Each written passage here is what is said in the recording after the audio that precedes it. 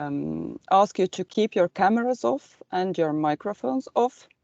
But this doesn't mean that you cannot interact with the speakers, quite the other way around.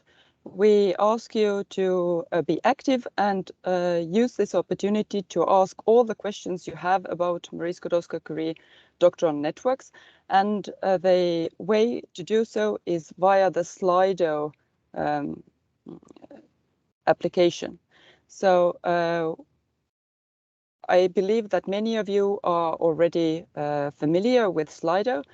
What you need to do is to open your browser and go to sli.do or slido.com, and you will be asked a number of the event. So the number is displayed here on my slide on the upper right corner. So it is 247018. So when you insert the number, you will be able to ask questions from our speakers. And now is a good time to introduce our speakers. First of all, I would like to introduce our main speaker for today. And we are very, very happy to have you, Thomas, here. The main speaker is Thomas Visikas, who is a program manager in the European Research Executive Agency. He will be our main speaker and will introduce the doctoral networks. But also all three Baltic countries will be represented by the national contact points for Marie Skłodowska Curie actions. And from Lithuania, we have Justina Lučinska and Viktoras Mongirdas. From Latvia, we have Liene Eksha. And my name is Kristin Krav, and I am the national contact point for Marie Skłodowska Curie actions in Estonia. Later today, we will also have a presentation by a successful doctoral networks coordinator, Abel Polese. Unfortunately, he cannot be with us since the very beginning of this event. He will join us later, and we will show his testimonial from a video. So once more, during this event, we ask you to mute yourself and turn off your camera. And the event will take today slightly more than 2 hours. As I introduced, Thomas Visikas will be our main speaker. He will introduce the research. He will introduce the doctoral networks, and later on we will hear a testimonial of a successful coordinator, and finally the 4 NCPs of the 3 Baltic countries will present the hints and tips from evaluators how to write a successful Marie Skłodowska Curie actions doctoral networks project. We will close at around 15 minutes past 4 o'clock. And with this, I'm very, very pleased to hand over to Thomas, and I will stop sharing my slides. And Thomas, the floor is yours. Thank you very much, Kristin. It's really a pleasure to be with you, and I gladly accepted this invitation to present Marie Skłodowska Curie action doctoral networks in the Baltic countries. We had a joke when we first met that although my surname sounds probably more Lithuanian, I'm in fact Greek. I work for the European Commission for 6 years now. I have been involved in the Horizon 2020 framework work program, and also now in Horizon Europe. I work in joint undertakings and in the climate action part of the program. Therefore, I have an holistic view, I would say, of the different activities. And myself also, I come from academia. Not so many years ago, I was doing my PhD, and in fact, I can tell that the MSCA doctoral networks is a unique opportunity for researchers to start their career, to experience a network and exploit all the capabilities of this network, and in fact have a very robust kickoff for their career later in academia. Therefore, I would say it's of primary importance also to have more applications from all the areas of Europe and beyond, and on top of that, to have high quality applications. And thank you very much, in fact, as National Contact Points for organizing this event. I will share my screen now and go through the presentation. As you can see with my first slide, I say at the very bottom that this information is preliminary and subject to the amendment of the work program of 2022. The work program was just published yesterday. Didn't have time to update the entire presentation, but I must say the updates are, although important, are more of an evolution than a revolution, rather than disruptive on building your proposal. So we will talk today about the second call of the Horizon Europe in doctoral networks, and also insights, of course, from the previous running projects in innovative training networks of Horizon 2020, as well as some important tips on how to prepare best your proposal. And on top of that, after my presentation, you are also going to get feedback and input from the coordinators and from the evaluators, as Christine mentioned. So first, I would suggest that we start with a poll just to have an idea who is in the room. Christine, I guess you are taking care of it and having this question in the Slido. So with this poll, I would suggest to check who is in the room and from which sector best describes you, or if you are a student and you are interested in participating in this event. Christine, shall I share my screen, or would you prefer to share Slido yourself? You can keep your screen for the time being. I can see that there are already people who are answering in the Slido, but please do not answer in the chat. We are using Slido for this poll. So you have the link. Please insert the number, and you can answer the poll in Slido. I can see that 16, now already 20 participants, 23 participants have answered. But of course, if you have no access to Slido, I can maybe share my screen also. Yeah. So yes, indeed, the vast majority comes from academia. Myself, I also answered academia, so I cheat a little bit here. But it's clear that over 90% is from academia. To an extent, it is expected. But at the same time, I would like to emphasize here that the core of the doctoral networks is the intersectoral aspect of the program, apart from the international aspect, of course.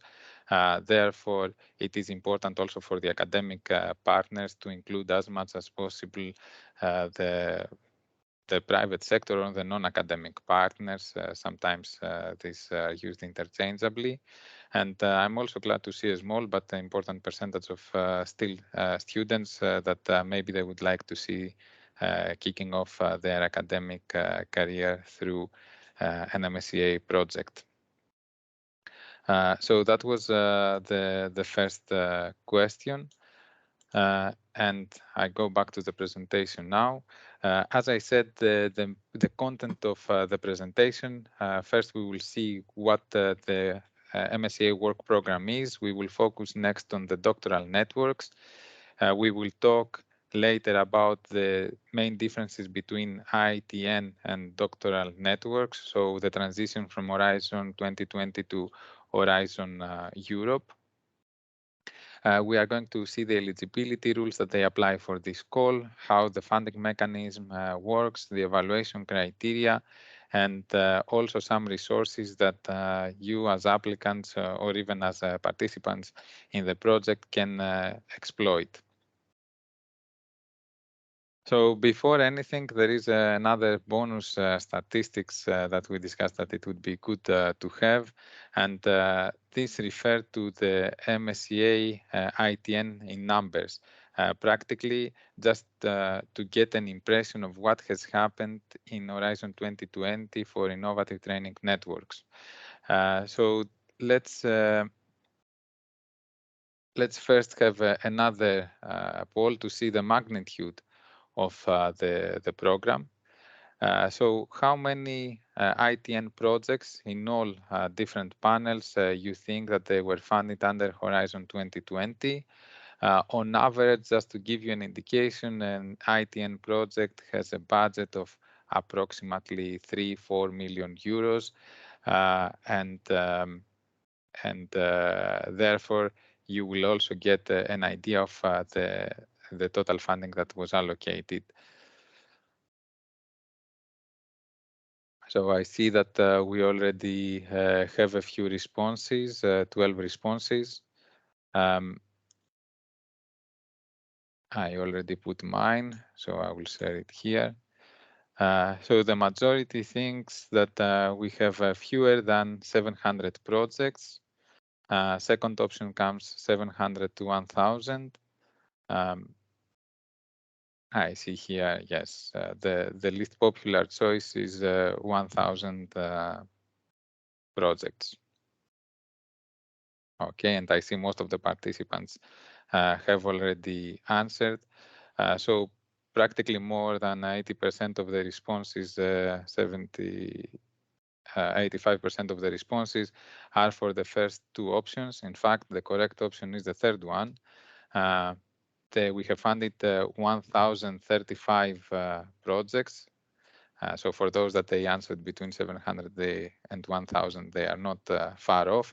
But you see that, in fact, these ITN networks have supported a very high number of projects, which corresponds also to a very high number of fellows. In some cases, on average, the number of fellows is between 5 and 15. So depending on the project, let's say 10. So you can see the impact that it has already through Horizon 2020 for the PhD researchers in Europe. The third poll is actually refers now to the Baltic countries, the three countries that they participate in this info day, which is how many ITN projects existed in Horizon 2020 with participants from Baltic countries, meaning in how many projects we had at least one beneficiary from either Estonia, Lithuania, or Latvia. And here I will put also my response and share it with you. So more than 1,000 projects funded. How many projects had at least one participant, one beneficiary to be precise, from the Baltic countries?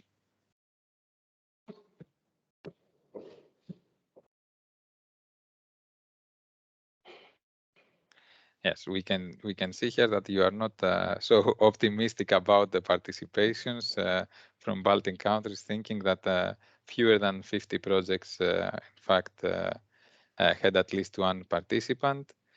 And to be fair with you, the correct answer is the second one, but because we just had 50. So actually, for those that they answered below 50, you are also correct. We had some more optimistic participants here that think that we had more than 150. This poll practically is to say that still there is, of course, there was and there will be available funding and a high number of projects in Horizon Europe, and there is still work to be done.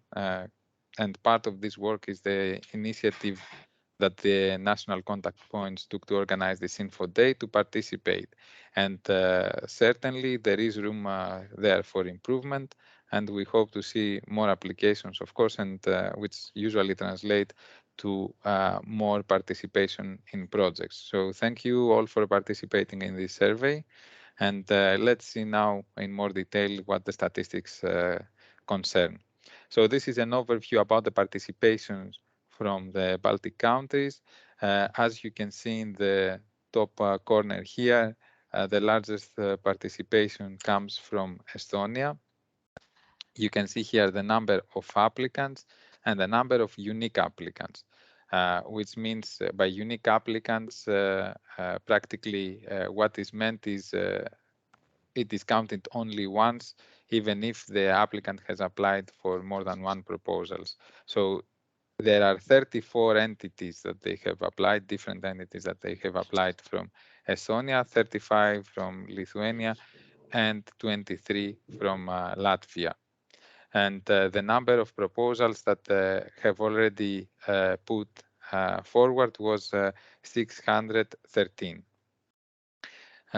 Needless to say that if 1,000 projects were funded and the success rate is approximately 10%, the total number of proposals is 11,000, almost 12,000.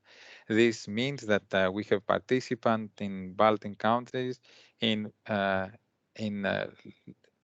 smaller amount than 5% of the proposals that they have been submitted for ITN. Therefore, again, there is room for improvement. What is also interesting to see is that although Estonia has a higher number of applications, participations in proposals, in fact, the numbers between the unique applicants among the three countries are very similar. Which means also that there are more common suspects, I would say, if I may use this term, among these countries that they reapply. This is, of course, not negative, but also there is room to include more applicants. If we see now the similar statistics, but for the coordinators now, which means how many coordinators from Baltic countries in proposals, so how many applicants were coordinators out of these applications. You can see here that the statistics are quite smaller numbers, with 19 proposals having coordinators from Estonia, 15 from Lithuania, and 12 from Latvia, in total 46. And in projects, this translated only to 3 successful projects from Estonia and none from the other countries. And this was Tartu University in 2 proposals, 2014 and 2018, out of these 3 proposals, and Tallinn University in 2016. From this is that this is a quick overview to show that on one hand there are not many applicants, but also there are even fewer coordinators from the Baltic countries in proposals, and even fewer in successful proposals that they translate to projects. Therefore, I very welcome your participation here, and please also to spread the word among your colleagues when you go back to your institutions. If we see now at the bottom part of this graph, what are the top of this page, what are the top applicants? We see Tartu, Tallinn, Vilnius University in the top 3 with a high number of applications. And you can see also that the top beneficiaries, in fact, are follow practically the same trend, which means that someone that applies more consistently and also gradually improves the proposals or comes back with stronger consortia and better proposals has higher chances to get funding. It doesn't mean that the more times you apply, the higher the chances you have. If you have a very good proposal right from the beginning, you have very good chances to get the funding, but also it is not fully realistic to believe that if one applies one time and doesn't get the funding, should not return with a new proposal, with a stronger proposal. I have a disclaimer also to make, because this in fact are public data. You can download it from the Horizon dashboard and filter and find out for the program and the countries that you are interested how many the applications are and the participations in projects. But here I have filtered only for the applicants and the participants in projects that they request funding. So no associated partners included in these results. If we now broaden the view a bit and we go to the statistics of Horizon 2020 for all countries, you will see where the Baltic countries stand. So the left-hand side of this graph concerns the EU 28 for Horizon 2020 countries, the member states, and includes also the UK here because they were member state, and at least for the longest part of Horizon 2020, and the associated countries in Horizon 2020. Here you can see the number of applicants, and with blue are the applicants and with orange the beneficiaries, meaning those that they have succeeded in getting a project. And the dots here refer to the success rate in percentage on the right-hand side of the graph. So top applicants and top beneficiaries are from Germany, UK, France, Italy, Spain, the Netherlands, and then there is a big drop that goes to Belgium, Sweden, and so on. You see here that Latvia, Estonia, and Lithuania, they are at the lowest part of this graph, which is expected also to an extent by the size of the countries, which means that a normalized view of these graphs will give us a more realistic picture. What is important, however, and it's also something commendable, is that the success rate is similar to other countries, 8%, which supports also the idea that the more you apply, you will have also more successful proposals. And the lowest, I must say, comes from Latvia, that it's at 6%. So this is an overview of the statistics. This is, again, the statistics can tell us a story that we would like to say anyway. The key message here is, of course, participate in the calls and come back with stronger proposals. If we see now the statistics per call for all the Baltic applicants and beneficiaries, first let's start with the applicants in Horizon 2020. Each line here refers to a different country, and the dashed line, the blue dashed line, is the total applications per call. So you see an increase, a gradual increase of applications from 2014 at the beginning of Horizon 2020, reaching a peak towards 2018, and then later dropping in the first call of Horizon Europe in 2021. This is a general trend. To a good extent, the same trends apply for the three countries, with Estonia, as we observed, having the highest number of applications, and Latvia the lowest. Nevertheless, Latvia has a relatively more upward trajectory, which is a positive sign. If we see now the same graph, the same logic, but for the beneficiaries, those funded, you can see here that it really varies per call. For Latvia is a bit more binary, having or not having beneficiaries in calls, while for Lithuania and Estonia, there is a more steady, I would say, over the years, with the exception here of 3 to 4 beneficiaries per year. Finally, this is the success rate per call. So in the previous slide, we've seen the success rate in the overall Horizon 2020. Now we see it per call. And you see with blue the success rate per call for Horizon 2020 for all applicants from all countries. And here you can see with the other three colors, you can see for Estonia, Latvia, and Lithuania. There is a peak here in 2014 from Latvia, but this is because, as you can see, there were very few applicants and quite a number of successful applicants. I have also a disclaimer to make again that it makes sense to have robust statistics only when the numbers are high, and unfortunately with 2 or 3 beneficiaries per call, the success rate may fluctuate considerably from one year to another. The key message here is that Estonia, Lithuania, and Latvia follow similar success rate to other countries. They are around the average from the EU member states, as we've seen in the previous slide, where they stand around here.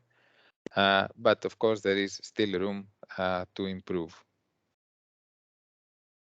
Now let's see who applies from every country, and by who applies we mean what type of legal entity.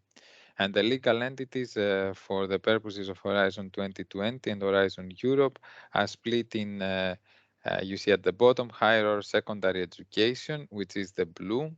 These are the results for all Horizon 2020 MSCA projects. Here is for Estonia, Lithuania, and Latvia.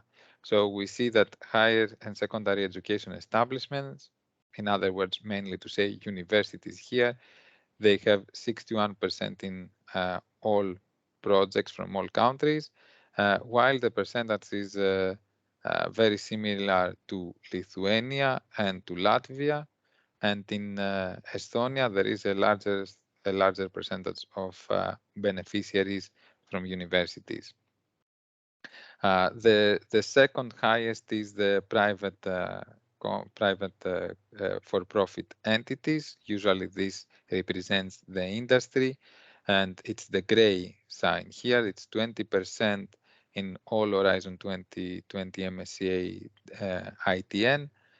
Similar 25, a bit higher in Estonia. The highest is in Lithuania, 27, and the lowest is in Latvia, 17. But again, you see the trend is very similar.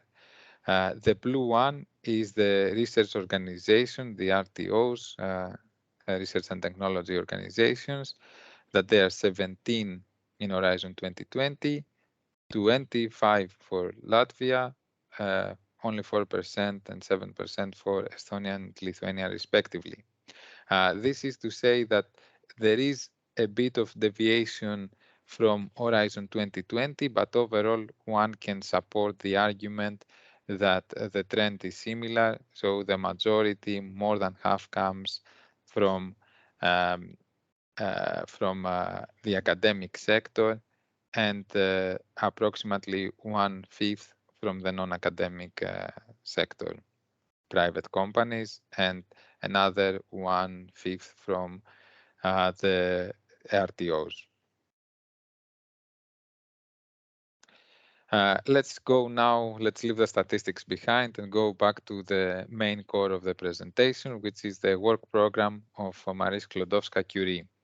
When we talk about Marie Skłodowska Curie actions, we not only have the doctoral networks, but we have a variety of different programs that we will see at the next slide. What the MSCA program aims to do is to be a world reference for research and training of researchers beyond, in Europe, of course, and beyond.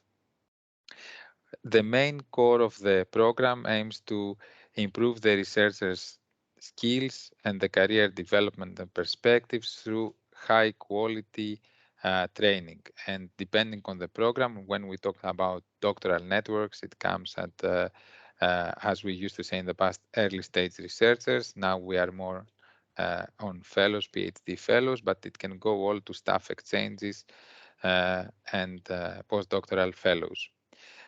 The idea behind Marie Curie is excellence in science in all domains and in all fields through a bottom-up approach. This means that they are not prescribed topics, top-down research, as we call it, which is the case for most of the Horizon work programs.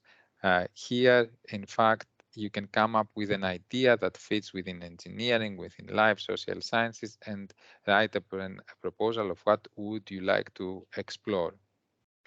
Core of the Marie Curie Skłodowska actions is the international, intersectoral, and interdisciplinary mobility. Remember here the three inter.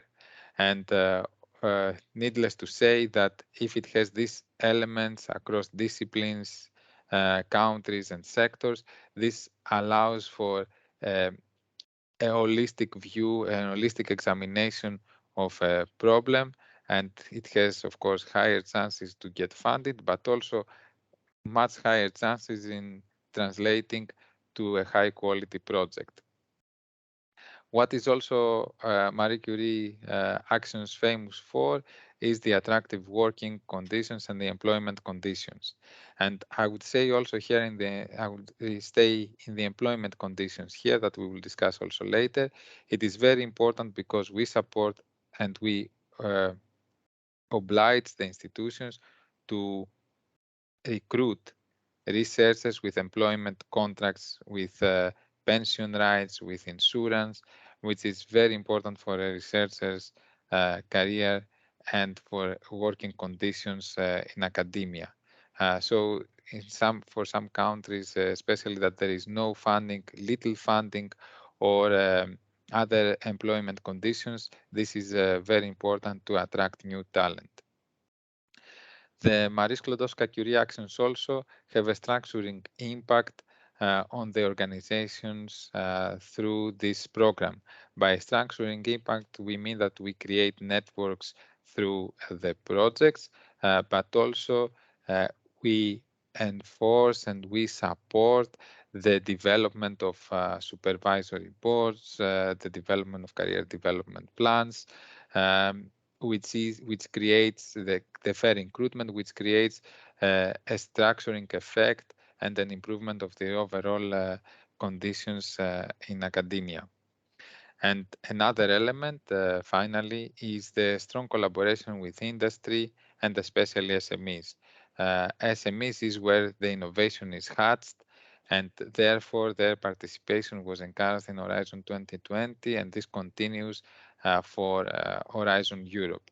By SMEs, I make a parenthesis here to say that in Europe, the vast majority of companies are registered as SMEs according to the EU criteria.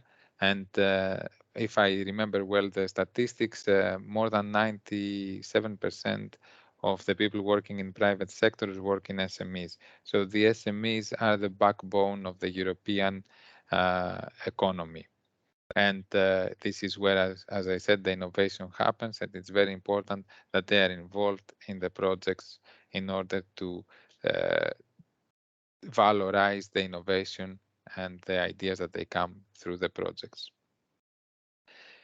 If we want to see now the even larger picture, what is Horizon Europe? Horizon Europe is the Research and Innovation Framework Program between 2021 and 2027, and it has various different mechanisms for funding and different pillars. And here we see where Marie Skłodowska Curie stands under the pillar 1 of excellent science, together with the European Research Council and the research infrastructures. The total budget of Horizon Europe almost reaches 100 billion euros, and for MSCA, this corresponds to a funding of 6.6 billion euros. Therefore, it's a very considerable amount of the overall budget that supports researchers through MSCA actions. Of course, and this comes also as many questions with the projects, can there be synergies with other pillars and other funding schemes? Yes, and we must encourage these synergies and collaborations. If we now focus more on the Marie Skłodowska Curie actions, there are 5 with a bit of with a small asterisk here, because there are some additional actions that they don't come through call for proposals, like the support of researchers at risk that you can see in the just published work program. You can see, however, that through the calls for proposals, through normal grants and actions, we have 5 schemes: doctoral networks, postdoctoral fellowship, staff exchanges, co-fund, and MSCA and citizens, which refers to the to outreach events. And the largest part is of the funding is for doctoral networks, 402 million for the call 2021 and 428 million for the call 2022. So this is the lion's share, and also the place where most participants are involved. But as you can see also, there is a continuation between doctoral networks, after the PhD, the postdoc camps, staff exchanges, co-fund programs, and then with citizens, which means that eventually MSCA supports researchers throughout their career. And the next thing that every applicant should keep in mind, we refer to it through the previous slides, is the policy context. And this is, I would say, my first tip when you prepare your proposal. Before you apply, not only for MSCA, but for any other program, understand why the call for proposals is published, understand the context, what the call aims to achieve. And if you tailor your proposal to these needs, then you have higher chances of having a successful proposal and a successful project. All this is no secret. It can be found in the work program. I have the link here. The NCP will share my presentation later on.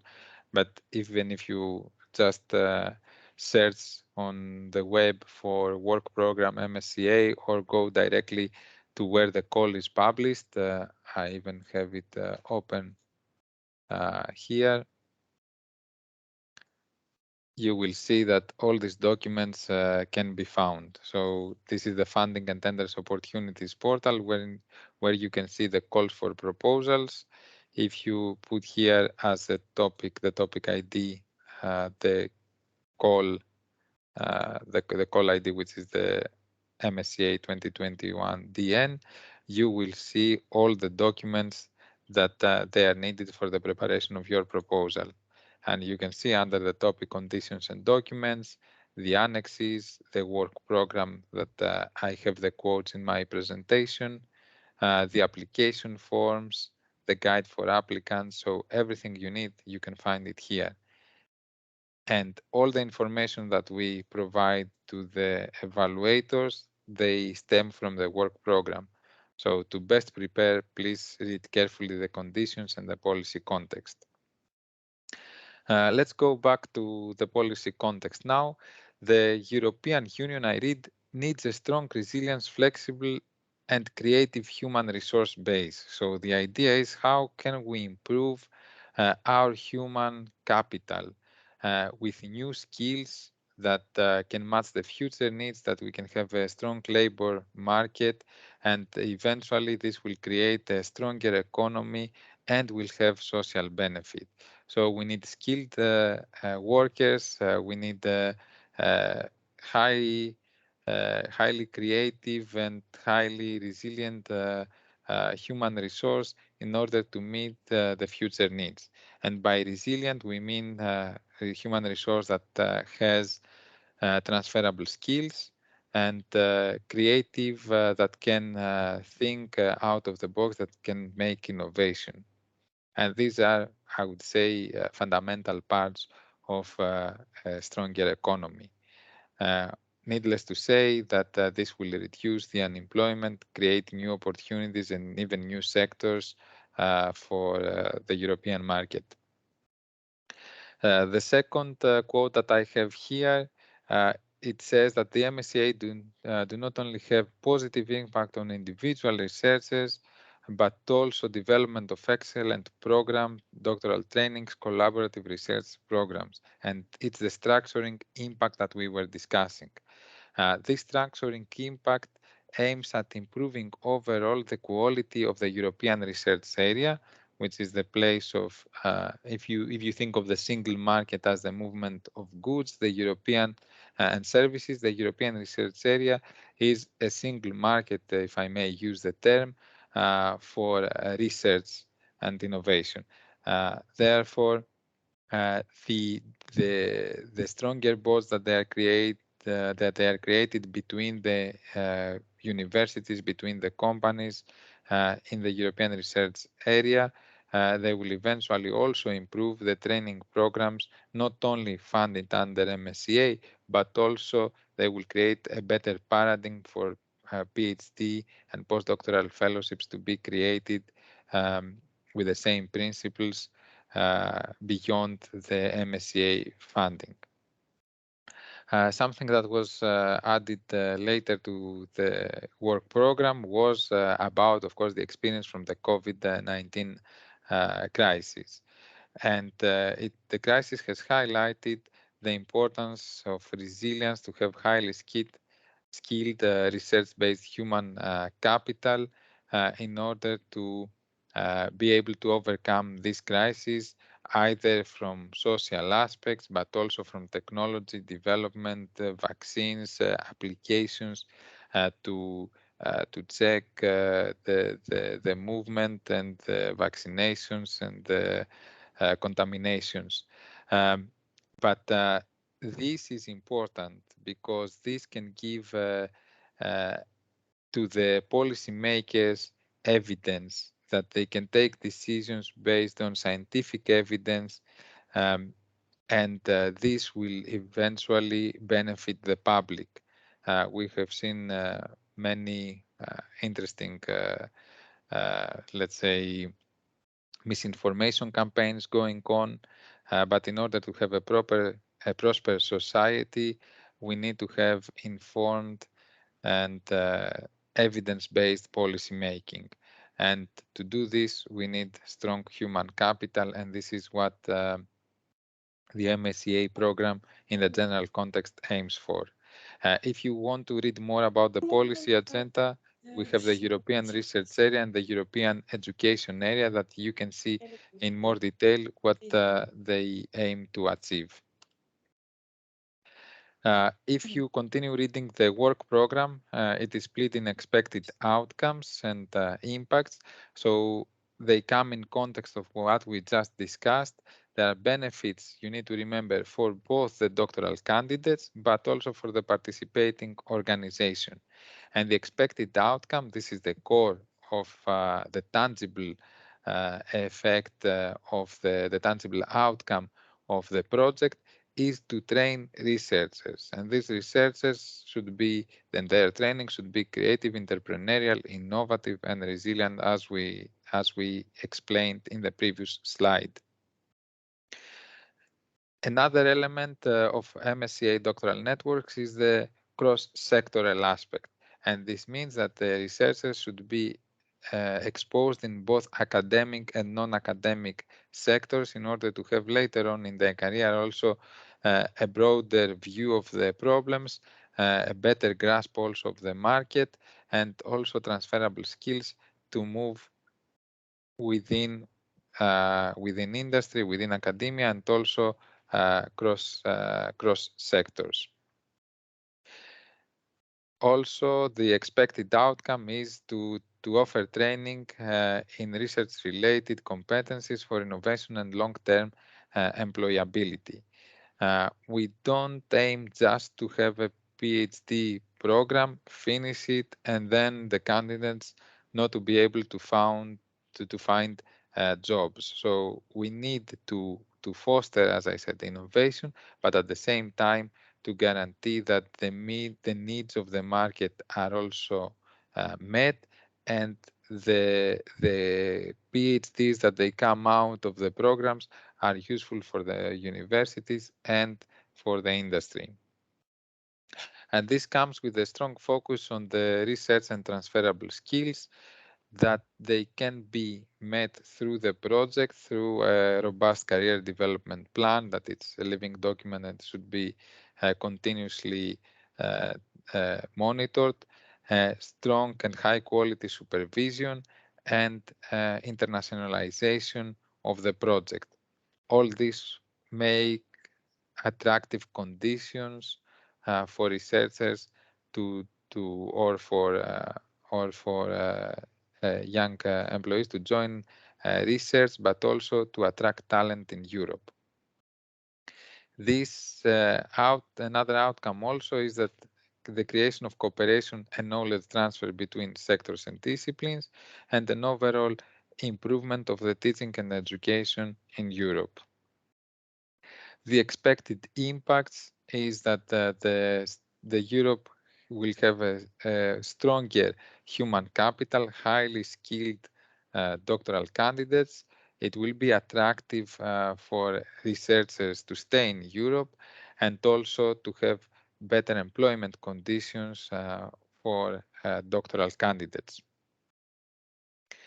Through these collaborative international projects, there is also an enhanced talent and knowledge circulation between sectors, and also among different countries through the very much supported international and interdisciplinary mobility. This effectively entails a sustainable competitiveness by meeting, as I said, the needs of the future. And this can only come with good and sustainable collaboration between the academic and non-academic sector. And finally, something that came at the last years of Horizon 2020, and it's here to stay: open science, open innovation, and entrepreneurship. And all this comes effectively to strengthen the European research area. All these elements that I took is a distillation, if I must say, from the work program, and it's said there in more words. And I would advise certainly to go through it to understand the needs of the program and why it supported doctoral networks. The second part of the presentation focuses now on the doctoral networks, and if we start with the simplest question, what is a doctoral network? It's a multi-beneficiary project to train doctoral candidates. And we have three different types. The standard one and the most popular is the doctoral networks, which is training in academia and or industry. It means that industrial participation is not mandatory, but of course encouraged. Industrial doctorates is the second mode, which is training in academia and in industry now, and it has joint supervision. And finally, the joint doctorates, that they aim to provide a joint or multiple doctoral degree from a different institution. And again, there is mandatory joint selection and supervision needed. Approximately, I would say 90 or even more percent of the project comes with the doctoral networks as the ITNs, and the other two, they are approximately 5% each in the total portfolio, but they have different objectives, of course. This is a further explanation of the three modes of the implementation. Now they are called DN, IDJD, and they aim at implementing first a joint research program. ID is also doctoral training with the participation mandatory now of the non-academic sector, and the JD is to provide joint degrees and also aims to establish long-term collaboration between the European universities. What has changed compared to Horizon 2020 is that there are not separate budget lines, as we call it in the funding, which means that all the three modes compete for the same funding pot. So you don't have higher chances if you submit for an industrial doctorate instead of submitting for a standard doctorate network. What you need to have is a good proposal. What are the features of the doctoral networks? So for the DN, we have 360 person months, which usually translates to up to 10 fellows. And for the industrial and joint doctorates, we have 180 additional months going to 550. And this is an incentive, in fact, to apply more for the schemes because you can have larger projects. The program that is suggested, and it's followed by the 99% of the proposals, is 48 months, and the fellowships have to be between minimum 3 and 36 months. This means that in your proposal, in your project, you can have shorter than 36-month fellowships. The secondments, they can be worldwide. There are no restrictions. And here, sorry, there is a typo. Instead of 1/3 that it was in Horizon 2020, now it's 30. It's 1/3 now. The fellowship duration corresponding to 12 months, which is a difference from Horizon 2020, which was 30%. For industrial and joint doctorates, there is mandatory 50% of the time that the fellow should be in the non-academic sector. The academic and non-academic supervision should happen jointly, and there is no ceiling in the secondment's duration. For the joint doctorate, there must be a joint award of the PhD, a joint admission, selection, training, and supervision and governance. So the supervisors from different institutions, they really need to work collaborative and continuously working. They should work collaboratively. And at the proposal, when it is submitted, we request now a pre-agreement letter to deliver a joint double or multiple degree, which you need to submit in order to be eligible to be funded under the joint doctorates. And again, there is no ceiling in the secondment duration. For the doctoral networks, the eligibility conditions, now that they refer not to the conditions that we discussed above, that they differ between the different modes, but actually some of them also refer to Horizon general eligibility conditions. There must be at least 3 independent legal entities, that they are in EU member states or associated countries to Horizon Europe, and one difference now compared to Horizon 2020 also is that one beneficiary must be from an EU member state. Of course, in your case, you don't have such a concern. All beneficiaries must recruit at least one doctoral candidate. And they are required to host when we mean recruit. When we say recruit, we mean to host in their premises, supervise, and they can use associated partners to do so. Another restriction for MSCA doctoral networks now is that no more than 40% of the EU contribution can be allocated to beneficiaries or to a single international organization in the same country.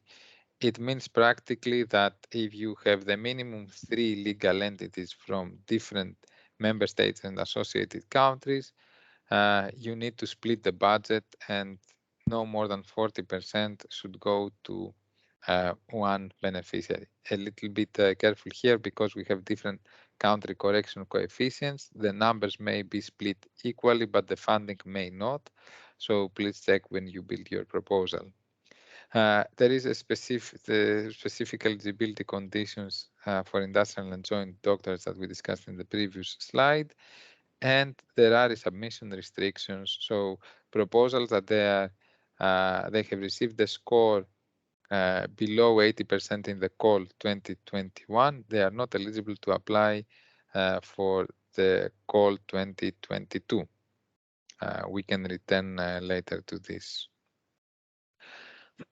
When we talk now about non-academic and academic sector, there is, I feel, a distinction that should be made. Academic sector is relatively straightforward what we mean.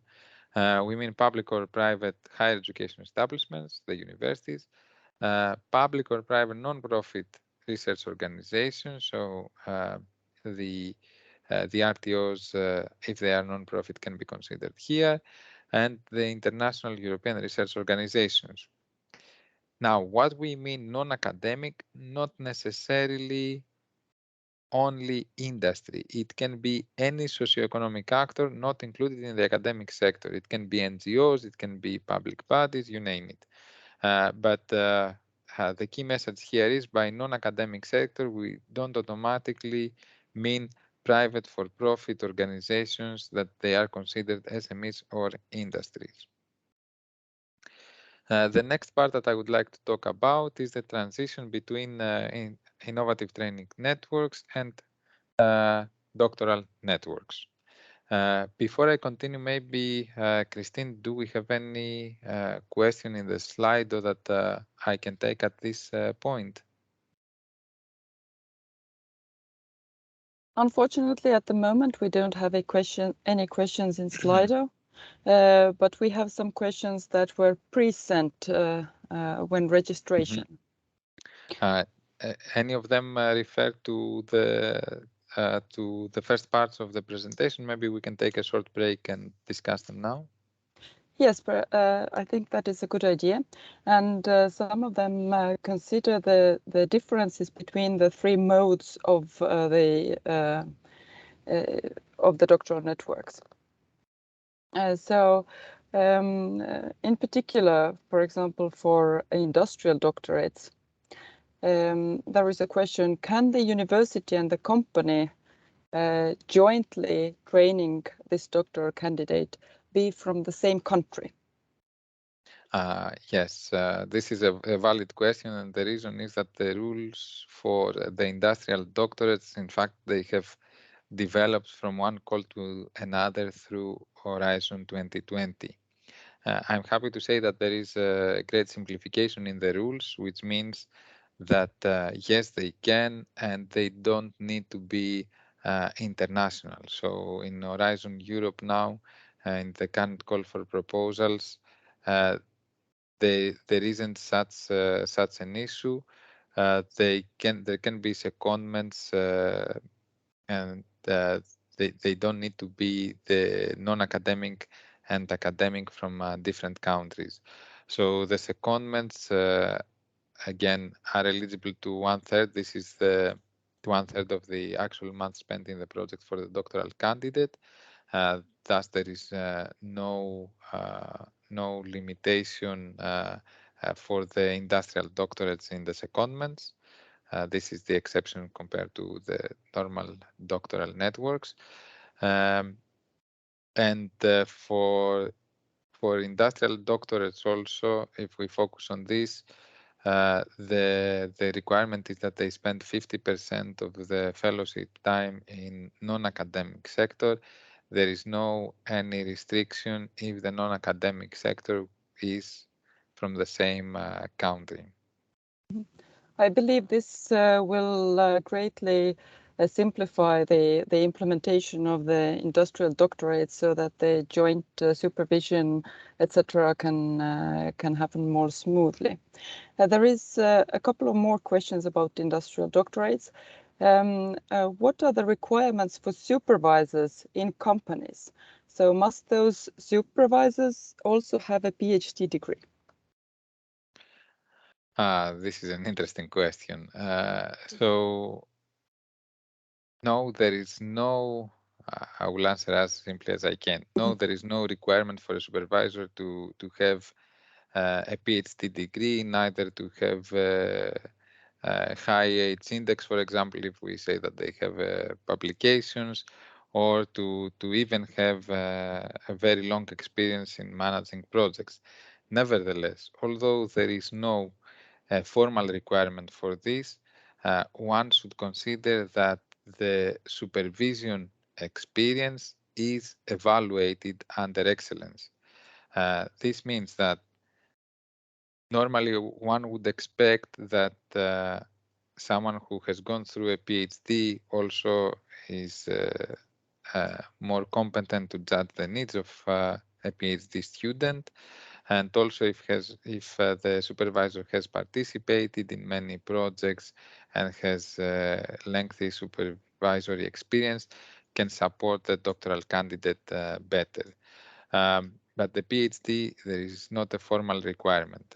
Please check the proposal template and the evaluation criteria about the quality of the supervision, and there are also published supervision guidelines that you can consult. And please remember, of course, that there is a joint supervision requirement for the joint doctorates and the industrial doctorates. Yes, I think the question was specifically targeted at this joint supervision with the university and a company, because in universities for doctoral programs, normally there are quite strict regulations who can be a supervisor. So there, those questions normally do not arise. However, in companies, the structure could be completely different. So I think that is reassuring that not necessarily must this person be in possession of a PhD if they are the co-supervisor in the company. This is correct, Christine. In fact, especially in industry and in some disciplines, I think of engineering now in mind, the PhD is not that common, or at least in the previous decades wasn't that common. Nevertheless, most of the experience and the innovation was happening in practice, and they are very competent people to supervise, provided, of course, that they can demonstrate in the proposal that they have the capacity to supervise. They have experience with apprentices, with other students in the past, and they can act as supervisors. But the conditions that the universities may have in some countries, I don't know if it's the case for all around Europe, they don't apply to this extent for the MSCA proposals and projects. Mm-hmm. Thank you for this very clear answer. Another question, but from a different angle, about the industrial doctorates. You stressed that in all cases, although not in all cases is the participation of companies mandatory, but it is highly recommended, and all projects should make sure that they doctoral candidates are adequately prepared for the job market, both in academia and in the non-academic sector. But there is a question for the network on the topic of humanities. What type of organizations could participate? Because there are not necessarily industry or companies in these fields. What is the experience from the funded projects, for example, in those fields? Okay, thank you, Christine. Humanities, of course, for when it comes to industry, has different challenges compared to more applied sciences. I put on display the non-academic sector, and what we mean, we don't necessarily mean industry. What we aim through the program is to expose the candidates and the program itself, in fact, to cross sectors, and different sectors in this case and non-academic sectors can be considered anything from NGOs, civil associations, public bodies. For example, it can be for humanities.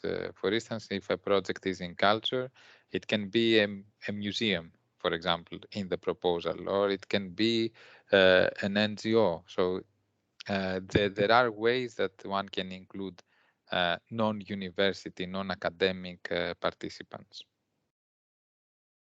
Thank you very much. And I think this wraps up the questions that we received during registration for this part of your presentation that is over. So maybe we can take some more questions after the second part. I think I don't know if we are allowed to get questions from Teams. I'll let you decide on this. Yes, we will take questions from Slido. So anyone who has questions, please ask your questions via the Slido. Okay. Thank you. Thank you, Christine. I will continue then, and in a few minutes we can have another pause to discuss some additional questions. Let's see now what has changed moving from ITN to doctoral networks. The innovative training networks changed from Horizon 2020 to doctoral networks in Horizon Europe.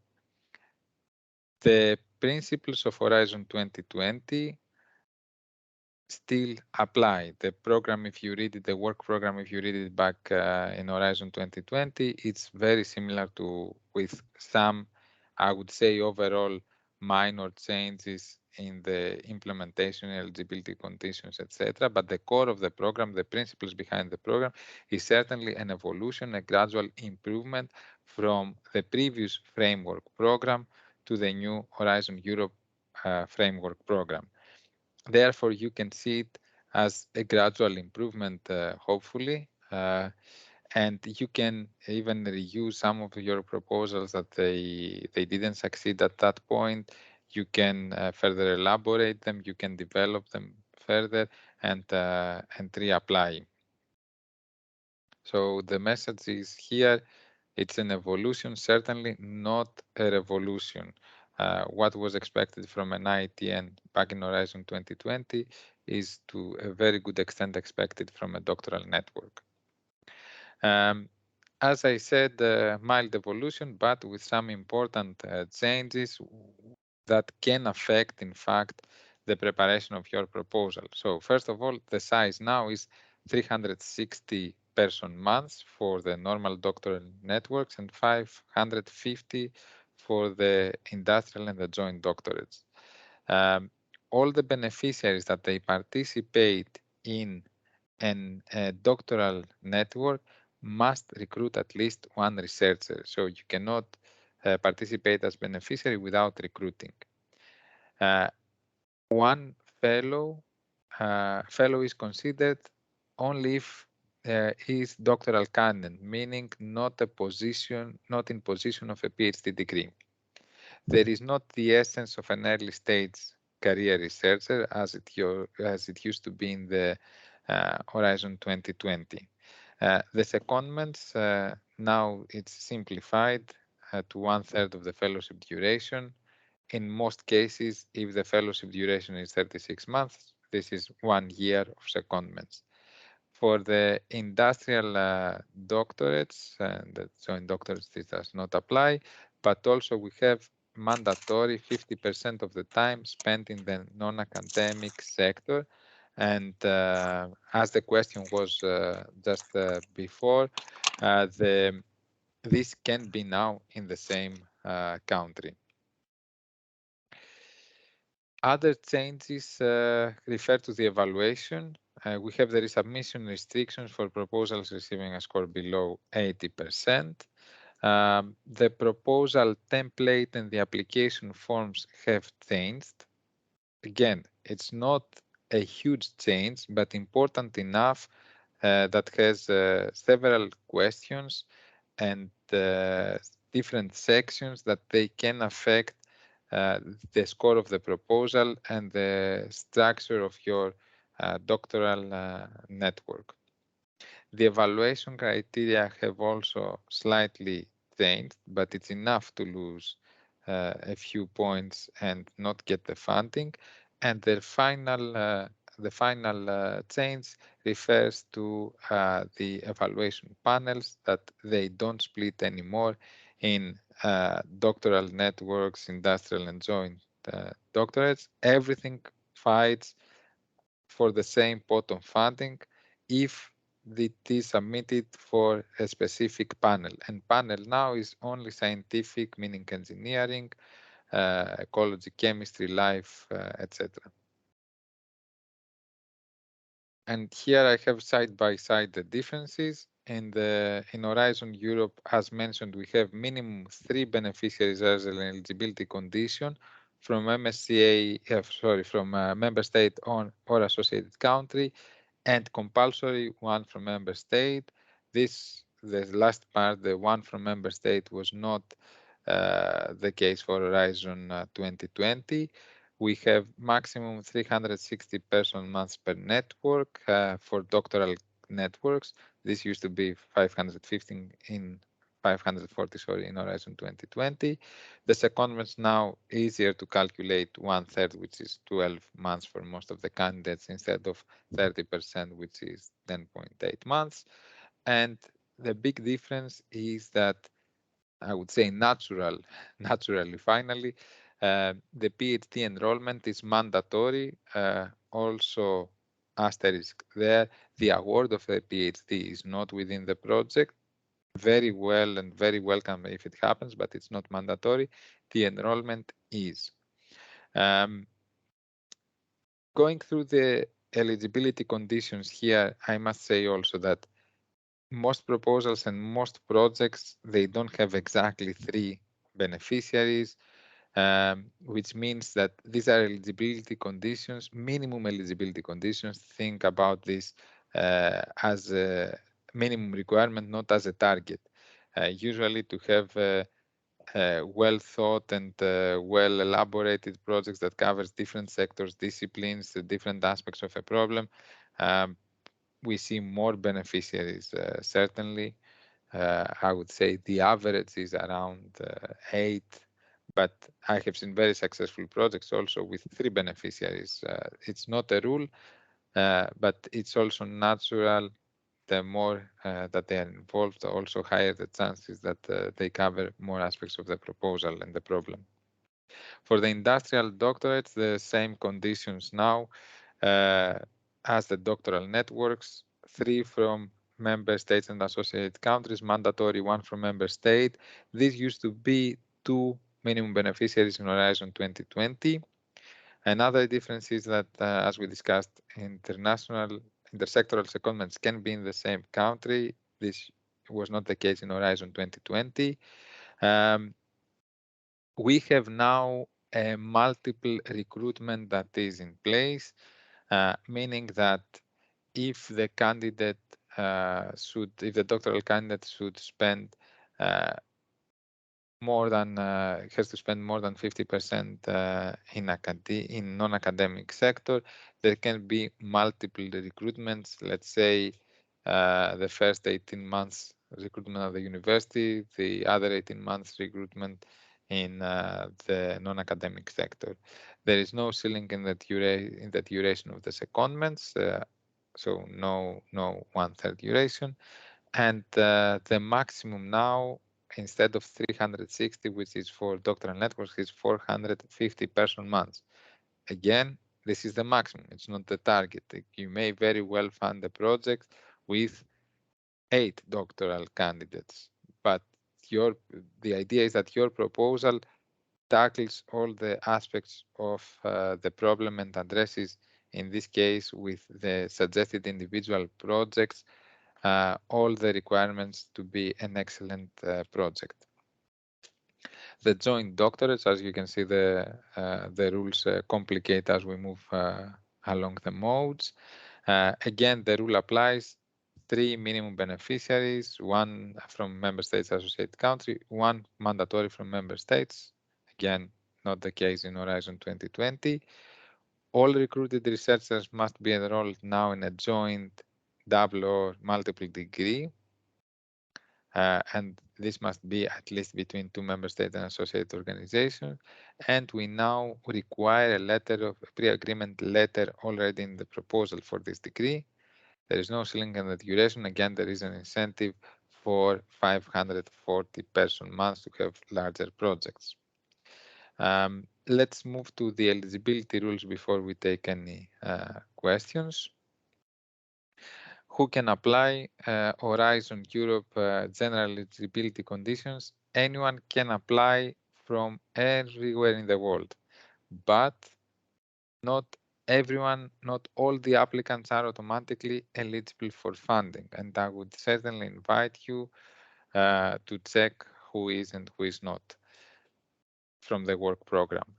it's important to say member states, associated countries are automatically eligible for funding. So in your case, not an issue. However, if you plan to include an applicant from another country that does not belong in this category, please check if they are low or medium income countries. They are also automatically eligible for funding. The list of countries is available in the annexes of the work program. Or they can be eligible for funding if their participation is essential in the for the project and cannot be covered by any of the other applicants. So this is what we mean by automatically eligible for funding. The consortia can consist of universities, RTOs, research infrastructures, businesses, SMEs, socioeconomic actors, so practically any legal entity. And there is also no minimum or maximum number for the associated partners. There is only minimum number for the beneficiaries, the three, as I said, from different member states and associated countries, but there is no maximum number also of beneficiaries in the project. And let's see now a good overview, I would say, of the differences between associated partners and beneficiaries. You see beneficiaries tick all the boxes. They can be academic, non-academic, but they, compared to the associated partners, they are signatories of the grant agreements and they must recruit fellows. The associated partners do not sign the grant agreement and they do not recruit fellows. For the training and hosting and seconding and the secondments of researchers, both beneficiaries and associated partners are involved, and they can also be involved in the supervisory board. So you can have supervisors from the associated partners, but costs can be only directly claimed by the beneficiaries. Can associated partners claim costs directly? No, not from us, not from the grant, but the consortium can decide that the associated partners can be paid through research, training, and networking activities for hosting, for example, the fellows, or even from the management costs, but this is not monitored and checked by REA. The eligible countries, I went already through the different cases. Again, in the, as I said, member states, associated countries, and non-EU countries. Please, if you build a proposal and you have an idea of including some applicants, please check carefully if they are automatically eligible for funding. Having said that, two of the common aspects in Horizon programs, Switzerland and UK. Switzerland has not signed the association agreement. It means that they are not an eligible country for funding, because not automatically eligible, because they are high income country, and the same applies for the UK until they sign the association agreement. If they don't sign the association agreement, they are not automatically eligible for funding. They are not an associated country. Therefore, for now at least, these entities should provide their own resources if they want to recruit fellows. I will not insist on that part of the specific cases. I suggest, if you have such specific cases, also to verify with your national contact points. And here I have a list of the associated countries to Horizon Europe. UK is in association process. Switzerland is not an associated country, and I advise you to check the Horizon Europe program guide to see exactly the list. Eligible researchers. So researchers must be doctoral candidates, should not have a PhD at the date of the recruitment. The recruitment should be open, merit-based and transparent, and this is checked. Of course, this cannot be checked when you submit a proposal. You must describe how you will achieve these requirements, but this can be checked and audited once you recruit the candidates. Therefore, please ensure that you advertise the positions and you have a proper selection process in place. The researchers now in Horizon Europe, they must be enrolled in a doctoral program. And this doctoral program should be in at least one EU member states, and when it's a joint doctorate, in at least two. Therefore, it's now a requirement that the recruited fellow is enrolled for a doctoral program. It's one of the main differences from Horizon 2020. The fellows can be from any nationality, anywhere around the world. There is no restriction. Mobility, the mobility rule. Okay, I say, okay, I should make these days maybe a clarification here. When we say any nationalities, there are also some sanctions in place now, especially for us, so that it comes in question, and sanctions to individuals if it happens, of course, that very rare case. I wouldn't expect a doctoral candidate to be an oligarch, but one should keep also this in mind. The mobility rule, very important for the recruitment, is that the research should not have resided or have main activity in the country of recruitment for more than 12 months in the 36 months prior to the recruitment date. Why we have this rule in place? Because we expect international mobility to happen and to expose the doctoral candidates in different environments. Moreover, needless to say that the program is not designed to recruit your master students as PhDs. It's designed to have an open process and to attract talent. Therefore, the mobility is part of the eligibility rules. So let's see some examples of consortia for the standard doctoral network. You have here beneficiaries from EU member states, Spain, Italy, Portugal, and associated countries, Turkey and Norway. This is a valid consortium because it has at least 3 member states and associated countries, and at least 1 from member states. It also has participation. You see the Greek temple here is the academia. This is the industry, so you see also the intersectoral aspect, although not a formal requirement. You see an example of a consortium here that goes beyond, I would say, even the requirements. And you can count how many candidates you see now. I count 9 doctoral candidates in total, which implies that they will almost make use of the full funding. The associated partners, again, attached to the consortium, but they don't do the recruitment. And at the end, a PhD degree per PhD enrollment, to be precise, per doctoral candidate is expected. If we go now to the industrial doctorate example, you see it can be a consortium here of 3 member states, 1 academic partner here, and also another non-academic partner in associated countries. These together must host the candidates for at least 50% of their time. Again, a degree is requested, an enrollment to a PhD degree is requested. And sometimes also it's interesting to observe that industrial doctorates also have fewer doctoral candidates, but again, it's not a rule. In fact, the work program supports more 15 doctoral candidates in total. And the joint doctorate, the most complicated here is the joint degree. You see, one would expect more universities to be involved, to have bilateral agreements or agreements to provide 2 different degrees, a double degree as we call it, or multiple degrees. And again, the associated partners are here. You can see from the flags that we mainly refer to EU member states and associated countries. I have some clarification here about the joint degrees, what is considered. A single diploma is a joint degree provided by both academic institutions.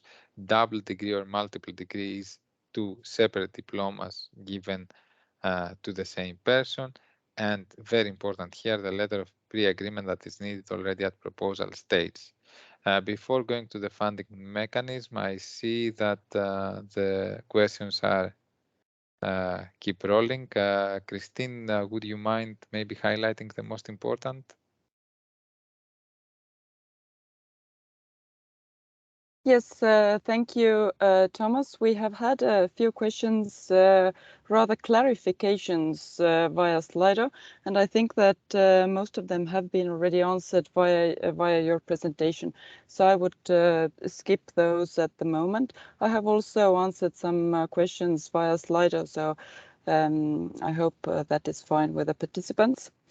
We are running slightly late, but nevertheless, I think that we will have time for questions also at the very end. So, Thomas, you can also take the remaining questions then.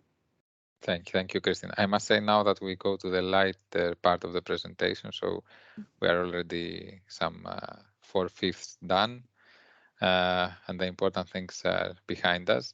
So I will talk a little bit about project management here, the funding mechanism. It is a simplified approach, so we don't have different cost categories. We have one unit cost, which is 1 person month of an eligible researcher. The only thing that we check is that the researcher is eligible based on the criteria that we discussed and has worked for 1 month. If the researcher has worked for this 1 month, all the other cost categories are automatically eligible. Therefore, no need really to report specific equipment or to report specific conferences, consumables, etc. So this is a very easy way for your calculation of costs. There are different cost categories. One is the researcher costs, and here is the living allowances, mainly family and mobility allowances that we will see in the next slide, and institutional costs, 2 main categories, research, training, networking, and management.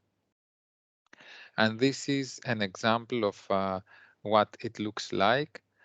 First, we have, as I said, the researcher's cost, this part of the table, consisting of living allowance, which is the 3,400 multiplied by a country correction coefficient that is also included in the work program. So if let's say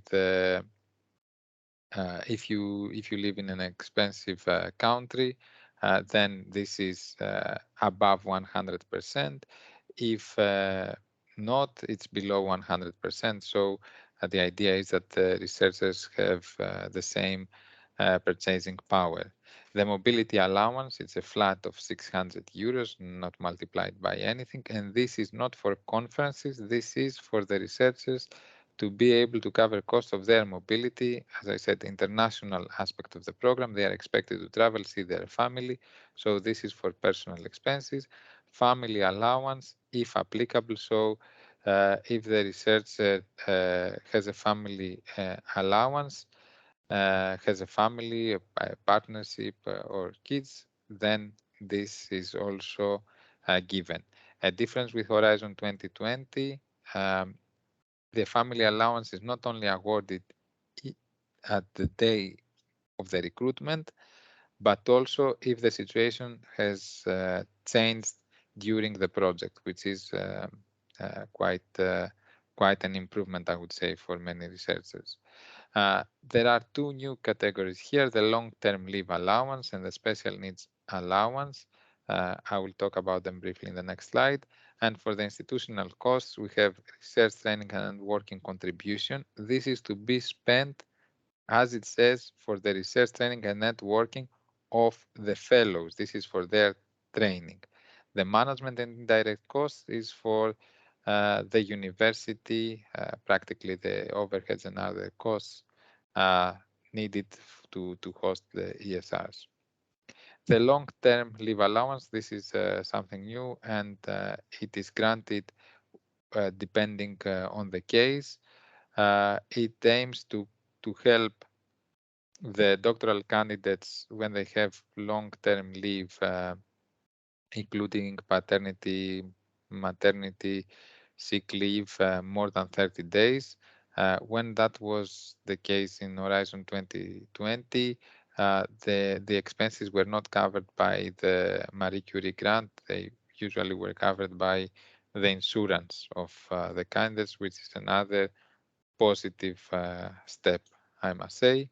And the special needs allowance, which is also new, and it depends case by case, depending on the candidate that will be recruited, what the amount per month will be.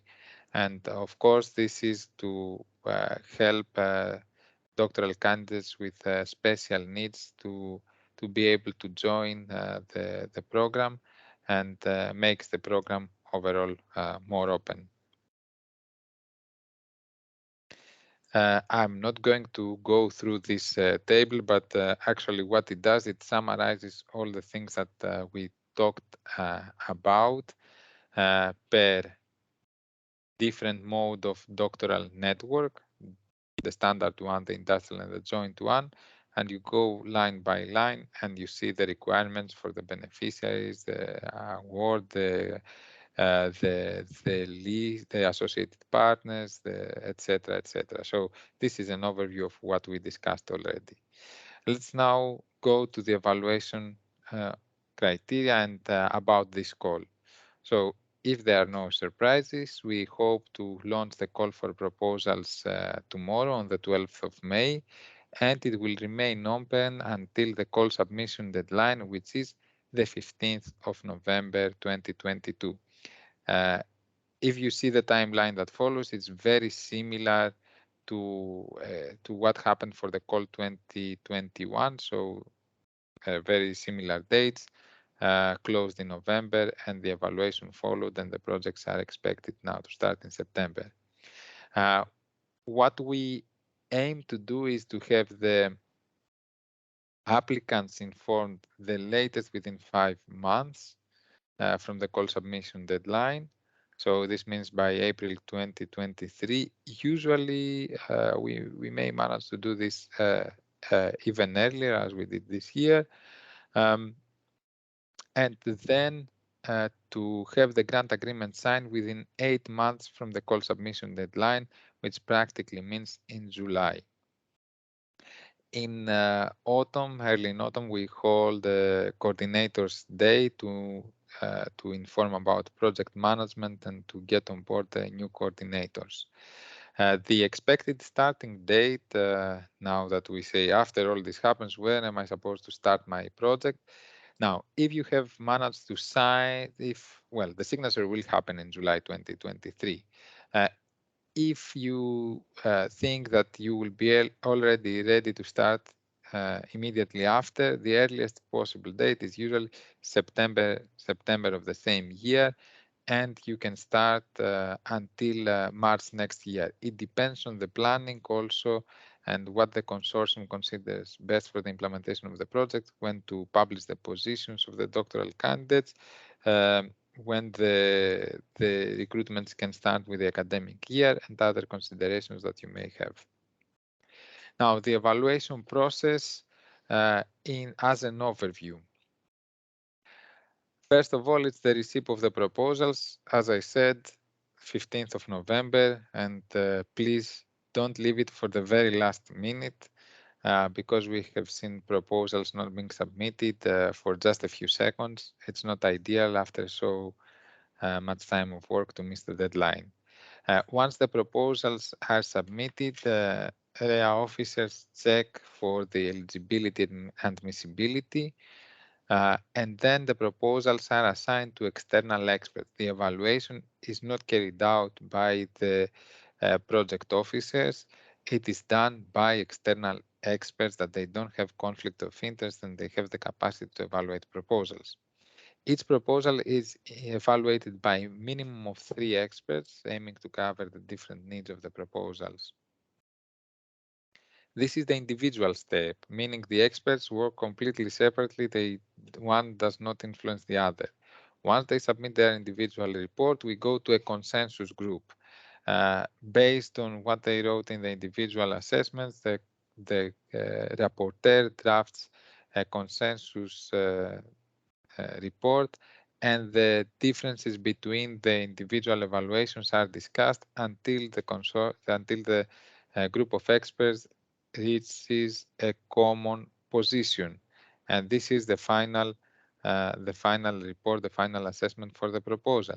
This includes the scores and the comments per evaluation criterion that they are in line with the scores.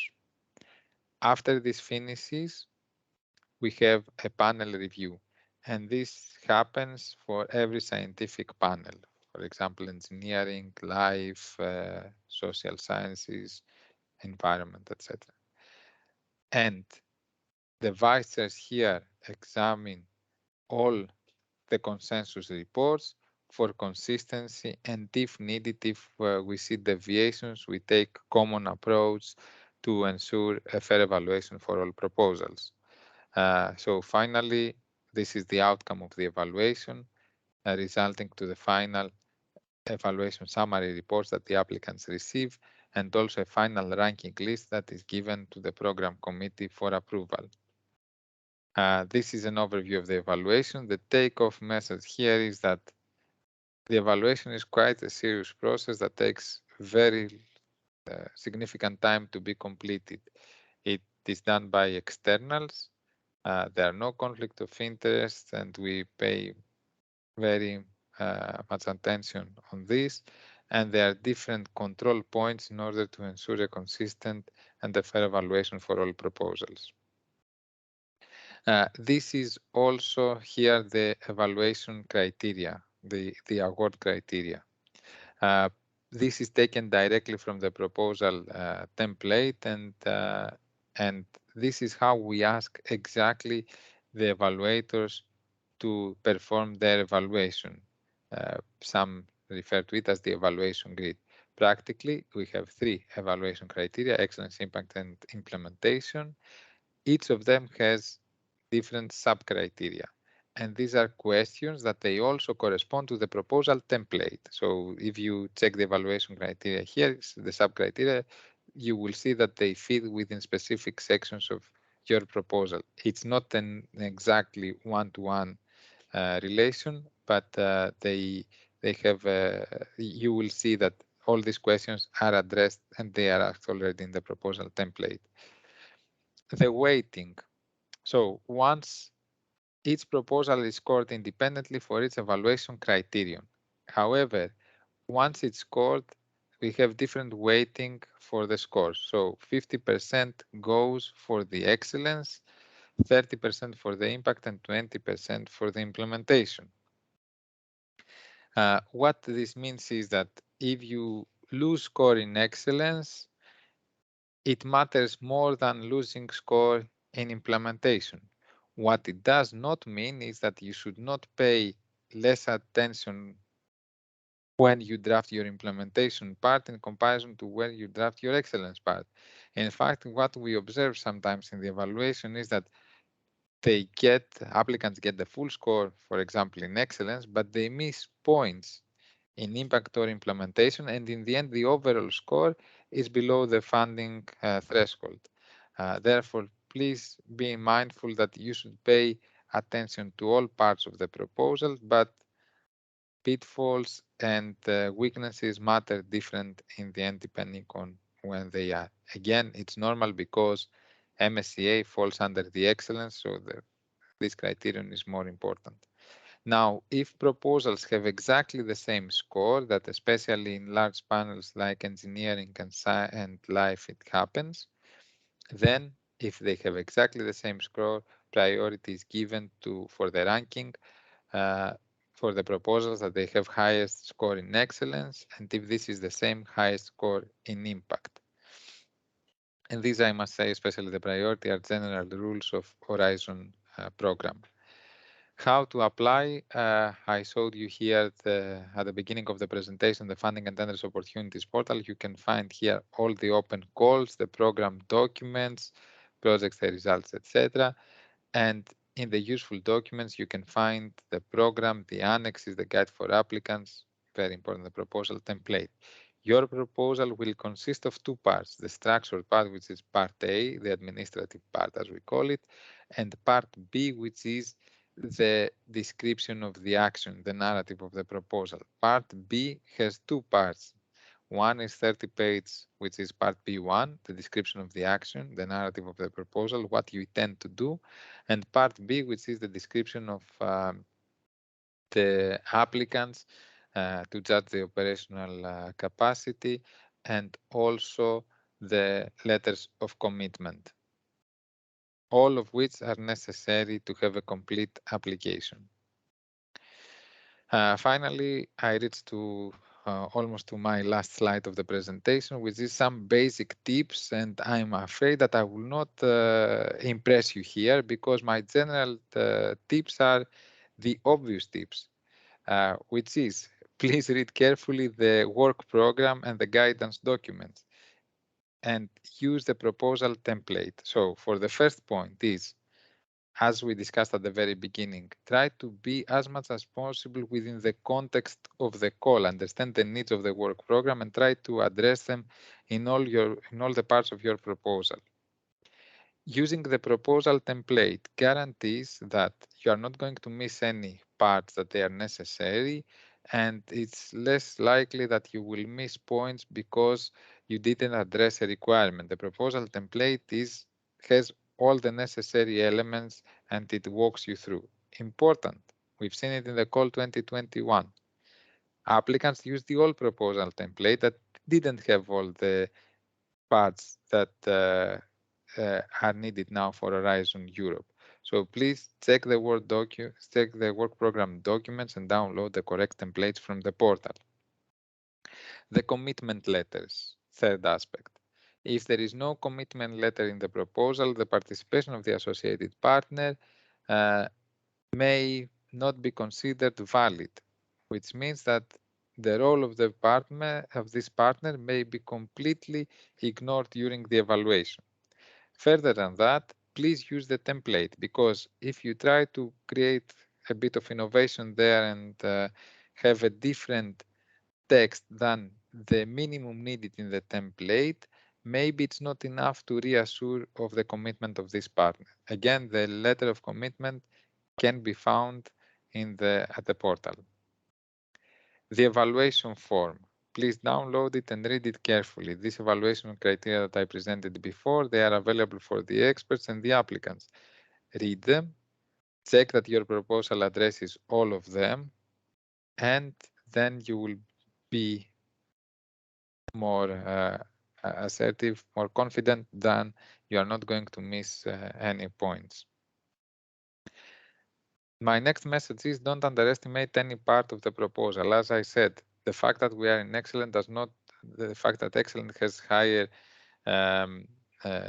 priority and higher weighting does not mean that the other criteria do not matter. Sometimes we see that proposals fight for half or even less than 0.5% points, which means that even if you lose one in implementation, might be enough to kill your proposal.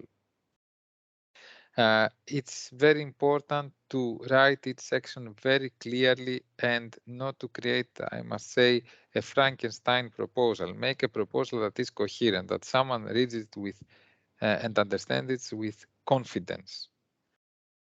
And best way to do this is by performing an internal peer review with your consortium, or even by an external who has not participated in the review of the proposal. Give your proposal to a colleague. Ask, do you understand what we are about to do here? Do these individual projects and this methodology make sense?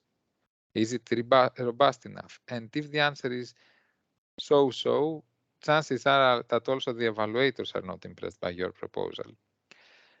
Very important tip, and they are all there for you, the national contact points and the services that they provide. They will describe them in detail later.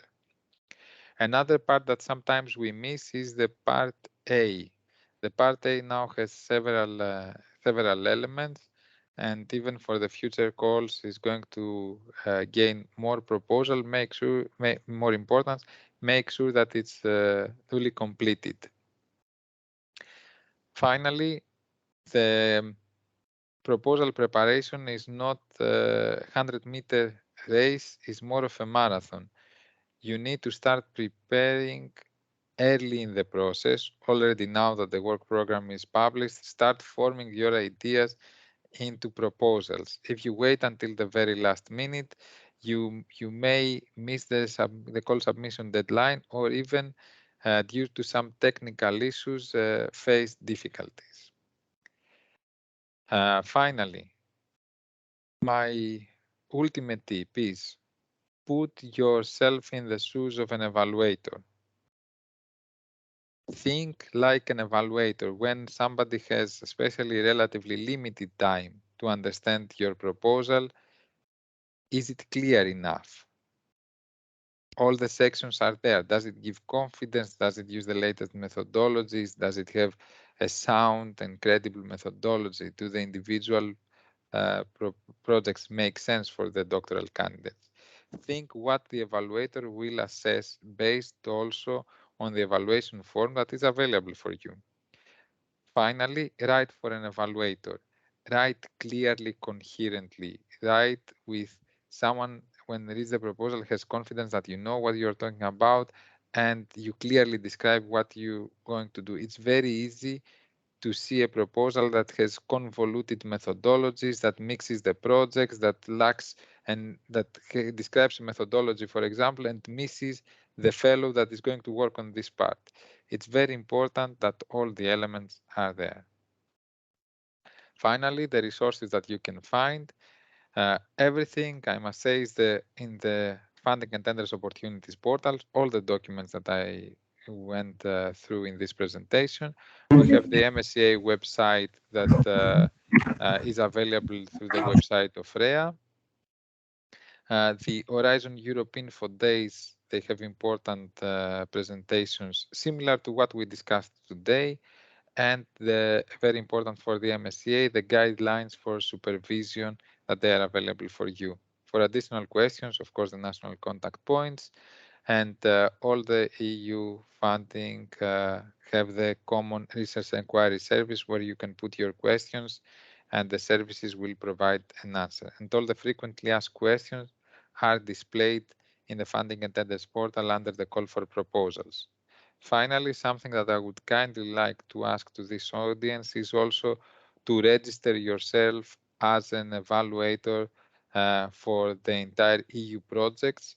And if you are interested for MSCA, if you don't apply, for example, in the next call, go here, register as an expert, and all the information is here about this activity. And you will also gain experience, I must say, internal experience, how the evaluation is done. So before we move to the next polls, I have my email in the last presentation. If you are interested to evaluate also, please drop me an email that I can find you in the database and I can see your profile. We have the last poll, if I'm not wrong, Christine. Thank you, Thomas. Can we ask the last question at the very end, perhaps okay. Doing a slight change in our agenda? Because Thomas, you will be with us for a couple more minutes, I hope, because we have the coordinator Abel Polese here, who has joined us from Germany this time, and he has just a few minutes to address the participants. Abel, we have had a slight change in the agenda, so instead of asking you to answer questions, I ask you to do a short introduction to the videos that we are just now going to show. So just a few minutes of your time, and then we let you go back to the training that is happening at the same time. So Abel, if you're ready, then the floor is yours for just a few minutes right now. and we will show your videos afterwards. Okay, yeah, so basically, I mean, I don't know what I can you hear me? Yes, we can hear you. Yeah, I don't know what, I mean, I don't know what can really add to before, I mean, the introduction to the video. That's the, it's more or less everything is there. I don't know, I mean, I will just repeat what is there if I have to, because Yes, we know you have very few minutes between two parts of the training that you are doing there. So, yeah. Yeah, I mean, and I'm just trying to remember what I put in the video, not to give you the same information that you have. That's why. Basically, this is a very complicated program for the same fact, but the very fact that it's the first time. I mean, it existed before, but it's become a priority of the European Commission only recently, which also means that I feel that we're going to have to solve a few problems with them in the course of the program, which is also what probably discouraged many people from applying and made it kind of easier this year, and it's going to make it more difficult next year because the reputation is going to be, oh, it's so easy to get, so everybody's going to apply. And then just like happened with the year C, the first year nobody applied, and then many people got it, and they say, oh, it's so easy, so everybody applied. And then the third year kind of stabilized. So we expect next year to be, I mean, the commission to be floated by application or by people that even if they don't really know what it is, they will think that it's going to be easier. It's not going to be easier because actually the same amount of money, but it's divided between the double number of institutions. And also because the training has to be divided between private partners and public and then universities.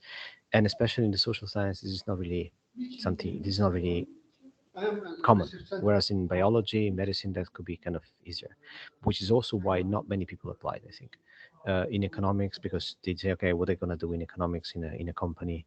I mean, the people that work already in a company already have sufficient amount of money not to apply for this.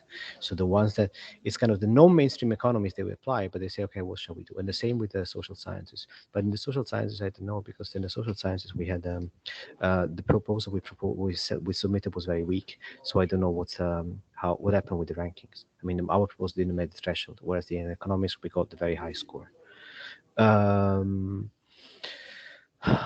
I don't know. So it's worth go, but honestly, it's worth going if you're really, really motivated to create something innovative. And also keep in mind that probably the European Commission is not going to prioritize the doctoral networks that are not industrial, as you can see from the cut in the budget. They've been cut by like 30%. Other than that, maybe if you see the video and you are inspired, you can just write me an email because I just gave an exercise to be able to come out of this stage, but I doubt I will be able to do another one also because this is a very important event. So, I mean, they were counting on a. So, yeah, that's more or less what I can do now. Thank you very much, Abel. And yeah. I will, with your permission, we will share your email address if someone is interested, especially in the fields of social science and economics, to contact you. Yeah, okay. Thank you. Sorry for being short. Yeah. And? No, thanks for taking your time out of the training event to come and say hi to today's participants. But now we will switch to your video that we have on record. And thanks again, and see you next time, Abel. Okay, thank you. Bye. So with great pleasure, I'm now going to introduce the testimonial of the coordinator, Abel Polese, who is going to speak in the video about his role as the coordinator of a recently funded doctoral networks project. It is an industrial doctoral network, and he has also coordinated two previous Horizon 2020 ITN projects. So I will share my screen now. And I hope that you will have a good inspiration from Abel.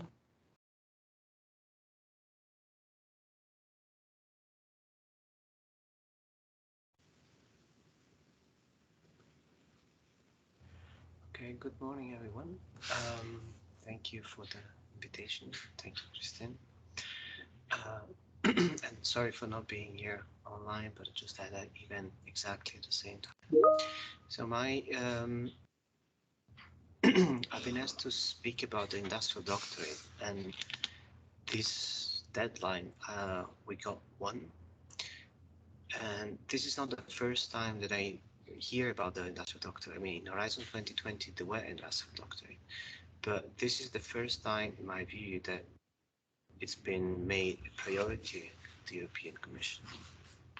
So the clear signals that I kind of read and that pushed me to go for an industrial doctorate was that if you see the number of person months awarded to industrial doctorate and kind of doctoral networks have been going down, industrial doctorate have been kept at the level of Horizon 2020, which is apart from the fact that there is more money for industrial doctorate, but the thing is also, to me, it was a clear signal that the European Commission wants to boost the industrial doctorate and wants to kind of phase out or kind of diminish the importance of the standard doctoral network.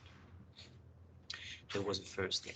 Second thing is that in Horizon 2020, the industrial doctorate, if I'm not wrong, was a general panel. So everybody would, I mean, we would compete with everyone. Whereas before applying, I made sure that the industrial doctorate of this this Horizon Europe would be divided by panel, which means that sociologists would, I mean, social scientists would only compete with social scientists, and kind of economists would only compete with economists. Now, this is a very important point because the scores in terms of Marie Curie change a lot. The economists tend to be very, very critical about the other, I mean, the peer works. In some other disciplines, they tend to be a bit more kind of, they have less contradictory scoring systems, which also means that if economists or they have to compete with, I don't know, a panel which is more kind of friendly or which gives higher scores, basically they would, I mean, they would have a hard time to win. So having the panel divided by discipline meant that you would only compete with other people in your discipline. Second point that was for me important was that social scientists and also economists in many respects, they are not used to collaboration with the private sector. Or they used to do this, but this is sporadic. Whereas this is much more regular in biology, in life science, in engineering, where you work with companies. So my bet was that at this deadline, there would be very few people trying to go for the industrial doctorate in the social sciences and economics. And finally, I think that the first year of the new framework program is always a good year because the application is relatively new. Some parts of the schemes are relatively new. So what happens is that there's no kind of good practice. There's no good answer to the new questions because nobody has answered yet. So you can build your own questions, your own answers, and you can be part of the good practice because once your project becomes funded, when it gets funded, your project will become kind of the sample to follow for the next applications. So in many respects, I won't say it's easier, but it's probably kind of, I mean, it's a huge effort, especially learning, but in many respects, that's also a bit more flexible. So if your answer is not if your answer is a good one, there's a plane, sorry.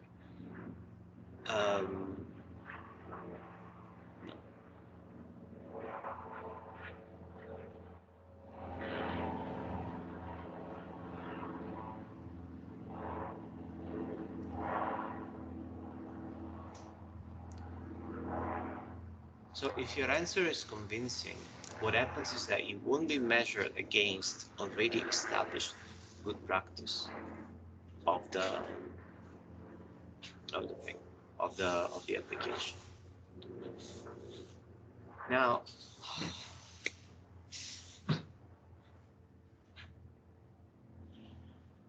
in as much as you can seek advantages, there are also a number of weaknesses or kind of downsides of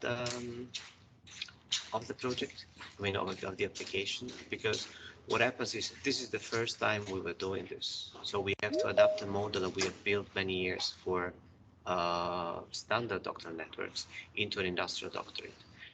It also means that the number of partners, I mean, the students will be divided between companies and universities. And that's not really something that our university partners were used to do. So it will require lots of negotiation after getting the project. So I already, for the first time, I already organized meetings for with the partners, even just at the stage of grant agreement preparation. Okay, I have to stop the video now. I will start a new one.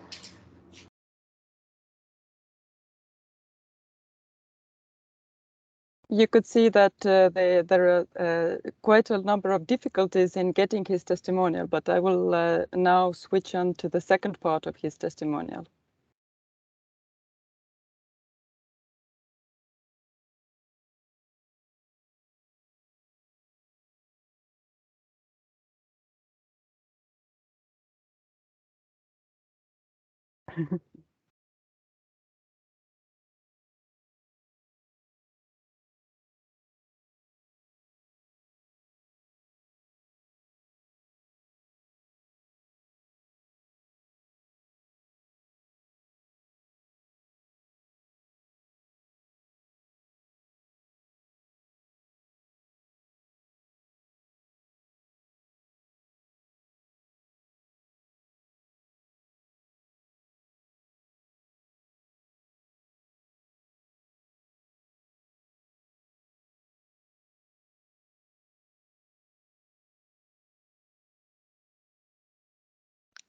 Christine, this is Thomas.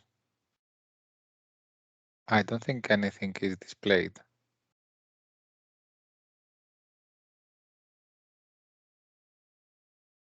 My mistake. I will now stop sharing this window and restart sharing the other window. And I apologize a lot for this technical issue because, as you know, the sharing in Teams is sometimes a bit misleading. But I will now start sharing this part 2, and I hope that now you can hear.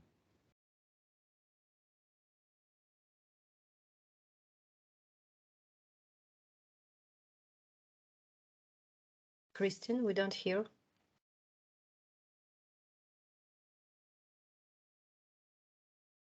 Again, such a apologies.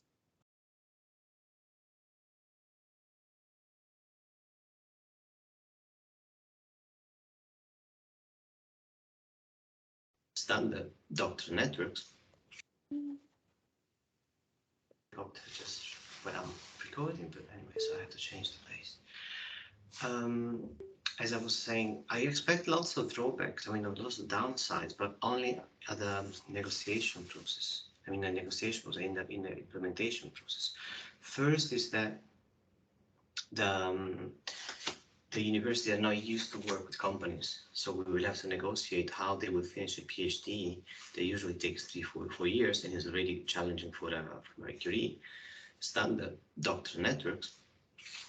How they will have to do it by also sending people to a private company for at least 18 months and also doing field work and doing the usual number of kind of very high time consuming and kind of flow intense tasks.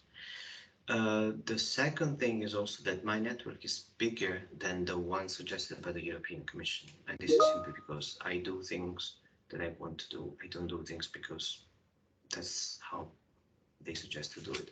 So I had a vision, and my vision was to work with Africa, Latin America,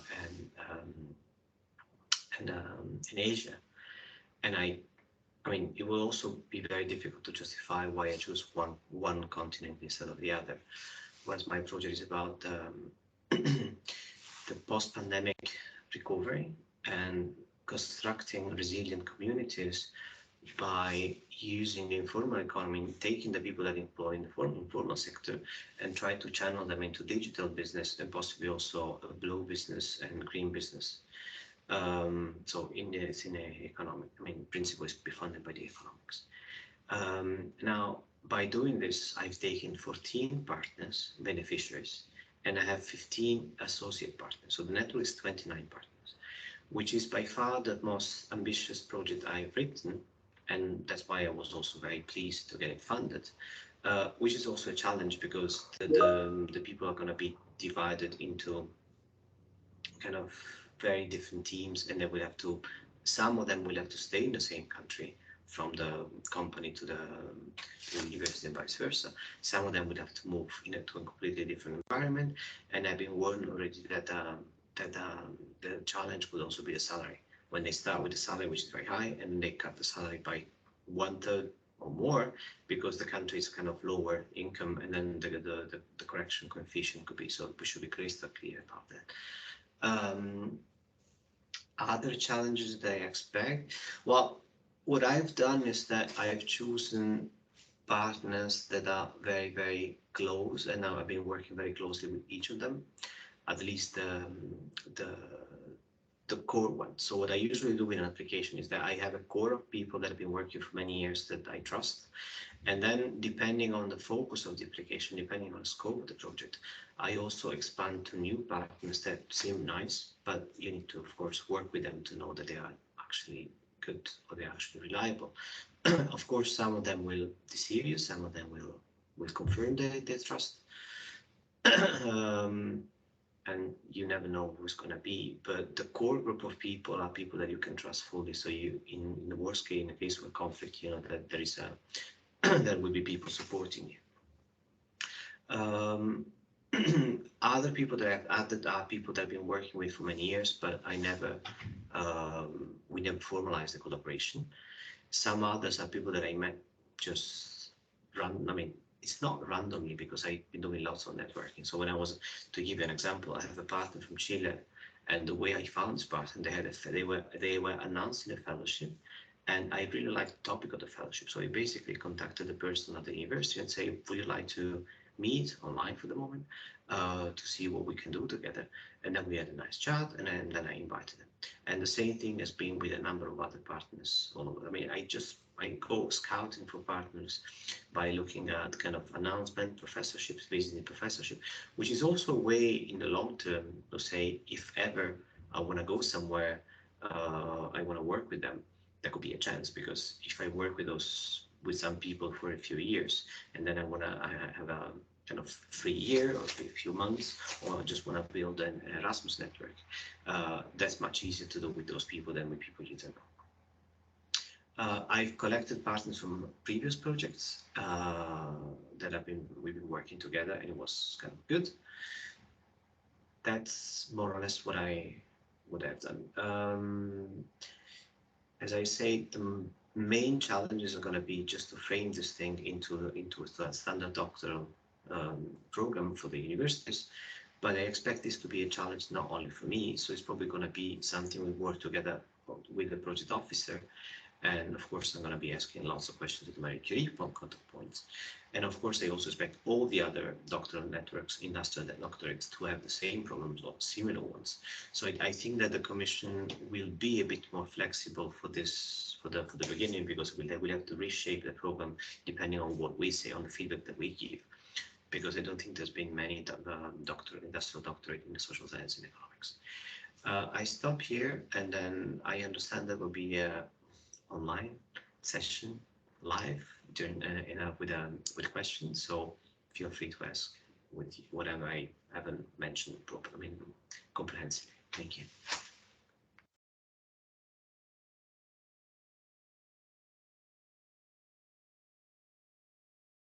So thank you for listening for this to this testimonial by Abel Polese, who has got a brand new industrial doctorate project from this 2021 call. And in this project, the beneficiaries from Latvia are also represented. it is unfortunate that he couldn't stay with us to answer some of the questions you might have had, but with his permission, I will make his email address available to you, and you can ask for further questions after the event. But right now, I'm very glad that Thomas is still with us, and we have still questions that we can take, and a few minutes to answer them. So some of the questions that you showed, that you asked via the Slido have already been answered. They were more of clarifications. And we can take some more questions that were submitted during the registration, but also during Slido. So the question from Slido is, in case of joint doctorates, who will sign the joint doctorate diploma if this kind of program is implemented? Thank you, Christine. To the best of my knowledge, both the universities have to sign it. I would, from my experience, say that the same, that in case there are joint doctorates in place or multiple or double degrees in place, then all of the universities who would be involved in awarding such degrees would have to sign them, and these degrees would have to comply to the requirements of each of the awarding institution.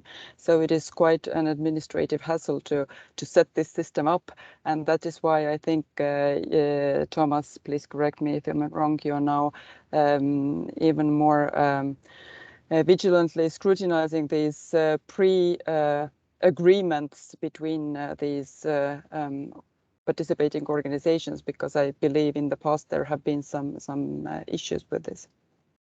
Yes, indeed, it's one of the greatest challenges that we have identified, the signature of these letters. That's why now we ask for the pre-agreement letter. Hopefully, this will provide better reassurance already at proposal stage that the institutions involved are already willing to provide the joint or multiple degree. And we expect, let's see how it evolves, because we just have the first projects funded now, to see how it will evolve in practice. Yes. And now I have just a few more questions for you from the registration. So some of the questions relate to the costs of the participating organizations. So you mentioned the unit costs and the role of beneficiaries, but could you just with a few words mention how the costs of the associated partners are covered? Indeed. So the associated partners, they cannot claim directly costs. What they can do, however, how they can have access to funds for the services that they provide. If they offer secondments, for example, they can be directly funded from the research, training and networking part of the budget from the concerned budget for the fellow, or if they are involved in other activities, they can be funded from the management costs. So not living mobility and family allowance from the fellows, but from the other part of the budget. And this, in fact, I must say also something, this is not something that we audit, and that's the beauty of the unit cost. What we do is we check if the eligible candidate, if the candidate is eligible and recruited for 1 month, how these funds are spent. We strongly insist that they are spent for the best interest of the candidate for the training, and this is if this is compliance with the activities of the associated partners, this is how they can be paid. Mm-hmm. Thank you. You also explained how the majority of the unit costs are for the benefit of the recruited doctoral candidates. Maybe in a few words, how are the supervisors in these projects remunerated for their work? So I must say here that we are not envisaging having salaries for supervisors directly funded under MSCA projects for doctoral networks, I mean. Nevertheless, as I said, the management costs and the indirect contributions can serve for that purpose. It's up to the university or the organization, the concerned organization, how they will spend these costs. Therefore, the management costs and in some cases even the research and training costs can serve for that scope. Again, don't expect to get a full salary for a professor from the MSCA doctoral network. That's not within the scope. But for certain activities, this should be decided at consortium level and at organization level how these costs will be spent. Thank you very much for this important clarification. Now, we talked about the number of the maximum number of person months. So, in a standard doctoral network, it translates into 10 doctoral candidates, and in case of the industrial and joint doctorates, into 15 doctoral candidates. Can you confirm that the doctoral candidates can come from any country? Yes, indeed, they can come from any country in the world. It's interesting also to see that we have many applicants, many candidates in running projects from Africa, Latin America, Asia. So the nationality of the doctoral candidate is not part of the eligibility. What matters for the eligibility is an open, merit-based, transparent recruitment process. The best candidate from anywhere in the world should get the position. Mm-hmm. With this, I think we should wrap up your presentation. We will then use a little bit of time by all the NCPs to further explain the evaluation criteria and some tips and tricks. But before I say thank you to you, Thomas, I will launch the fourth poll in the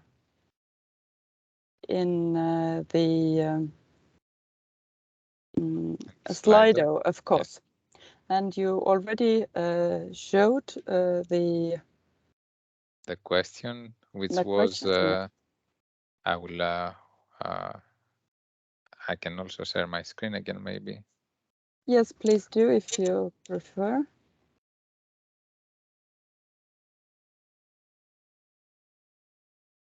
Mm-hmm. We already have some answers. So let me quote this question. What was the most useful thing that you learned from today? And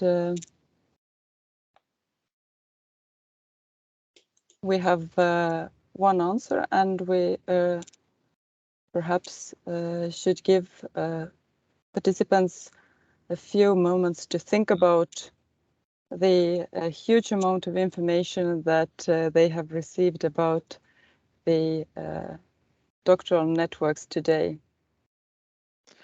Also, if I may add something, having very carefully listened to Dr. Polese, I think it's important here, on one hand, to see what the program is about, but something that should be remembered. There is, especially in bottom-up programs like the doctoral networks, the Marie Curie, there is nothing that the Commission wants. The Commission wants what the program describes, which means intersectoral, international mobility, high quality doctoral training network. There isn't any, let's say, direction or line that we give to the evaluators. And this is important to be remembered. It's not that we will push the evaluators to pass 1 or 2 industrial doctorates. What we aim is to have a fully transparent and fair evaluation for all proposals. And this is important to realize when you put your proposal forward. In some cases, of course, it's understandable that social sciences, economics, the industrial doctorates may be even rarer, and while in engineering, for example, more common. Nevertheless, the proposals fight for the same budget. And another thing that maybe was not that we didn't discuss in the presentation was the success rate. So the funding lines are, we have a large board which is the doctoral networks for the call 2022, let's say 480 million, and this 480 million is split later in panels based on the number of proposals received per panel, which means that we try to keep the success rate the same among the different scientific disciplines. Therefore, if you submit for life, it's not that you have more chances than if you submit for ecology and for economics, sorry. And in this case, for instance, if there is expertise needed also from experts that they work in other panels, we make sure as officers that we have these experts also evaluating the cross-disciplinary proposals.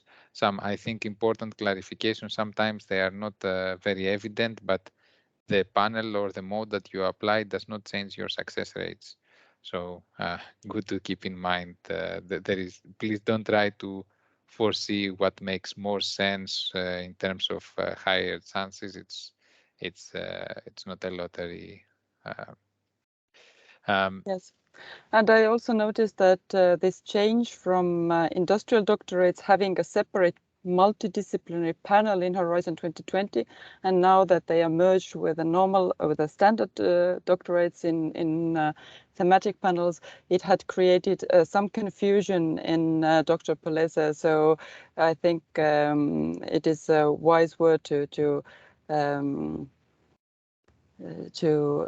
keep in mind that now all of the different ones are grouped together, and therefore there is no more this special multidisciplinary industrial doctorate panel that used to be before.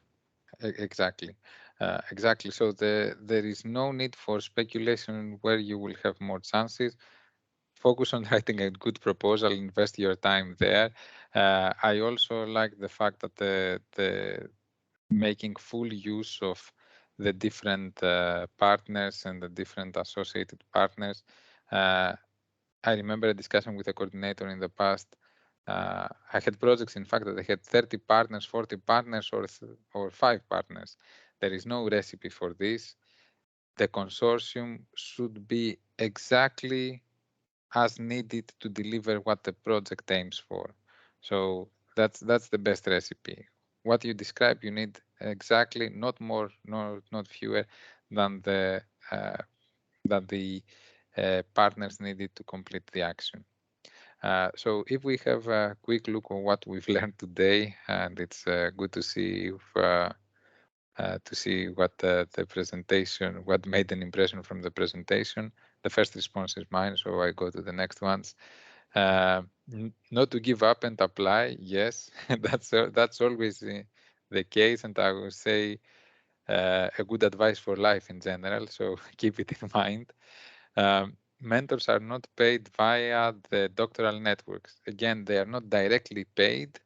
It depends what the consortium will decide. The management costs, the research training network costs are not up to us to judge how you will spend it. So you can decide there for yourselves. The overview of the rules, yes, the changes in application, and know the rules very well. Again, I've seen proposals failing this year because they used the previous proposal template that didn't have a question. It's a pity to see this.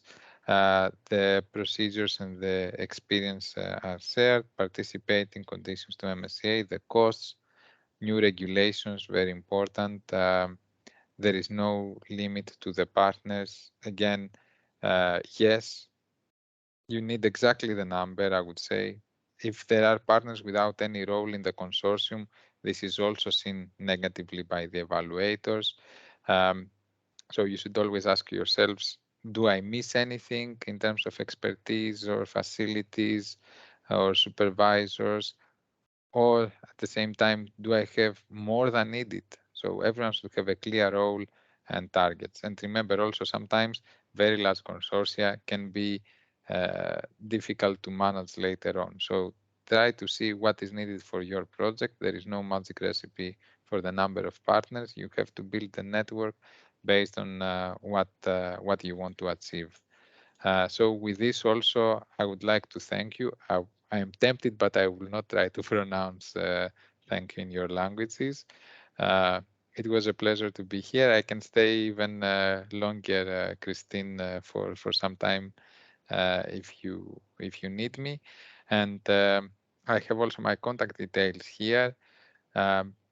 If you want to serve as an evaluator and you are not in the database, you can also drop me an email to see if your profile is relevant, of course, if you are not an applicant.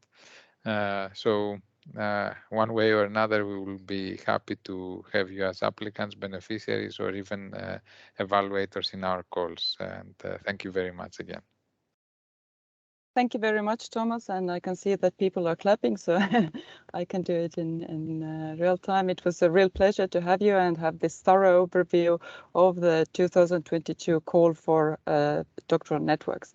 I will now, without further ado, because we are a little bit running late, I will now introduce the last part of our agenda today. And these are just a few words from all of us Baltic NCPs about the evaluation criteria and some comments from evaluators on what to keep in mind when writing your proposal regarding each of those criteria. So I will go first, and I will start with the first evaluation criterion, and that is, of course, excellence. If I manage to tame my... Okay, here we are. And I will share my slides just very briefly, hoping that I will do it correctly this time and you will be able to hear and see me. So the first evaluation criteria was excellence, and it was broken down into 4 sub-criteria. There is just one grade for the whole criterion, but evaluators look at the sub-criteria and also comment on the sub-criteria. And the following slides contain some anonymous comments from real evaluators and real evaluation results. And the first sub-criterion is about the quality of the project's objectives. Positive comments, of course, say that the objectives are well defined, they are important, they are clearly reflected in the work packages and also integrated into the individual research projects of the PhD candidates. The research is relevant and it is rooted in the state of the art that is well described. And the negative comments all come down to mainly the same thing, that the proposal text is too general, that it lacks detail, the details are missing, or some of the parts is insufficiently demonstrated, such as the originality, novelty, and the state of the art is well not well described. There are also some comments about how the individual PhD candidates projects are not well reflected in the objectives. The second sub-criterion is soundness of the methodology. And here again, the positive comments say that the methodology is well described. It has inter and multidisciplinary aspects, gender dimensions, open science practices are well reflected. And the negative comments say that it is not clear, there are not enough details, the descriptions are too generic, and there are no concrete measures how these methods and practices will be applied. Quality and credibility of the training program, and let me just reassure that you will receive the slides after this event. The training program, the good training program is clearly defined, well designed. It has both scientific and complementary skills, and the training at local level and at network level is well balanced, and the role of the non-academic sector is clear, and the negative comments are the opposite. So not in line with objectives, lacks detail, and is not clear what the PhD candidates will do during their secondments. And finally, the quality of supervision is the fourth sub-criterion. In a good proposal, all supervisors have high qualifications, strong record of training.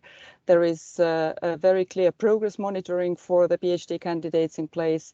The PhD candidates will work in international teams comprised of different researchers at different career stages, and there is a good international, interdisciplinary and intersectoral environment for them.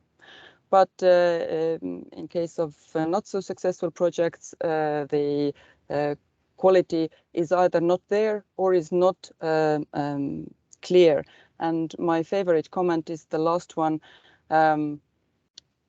Some qualifications are difficult to disentangle from the proposal. So you want to write your proposal in a way that the evaluators do not have to disentangle the information from this proposal. And I give now floor to my colleagues to continue with the second evaluation criterion.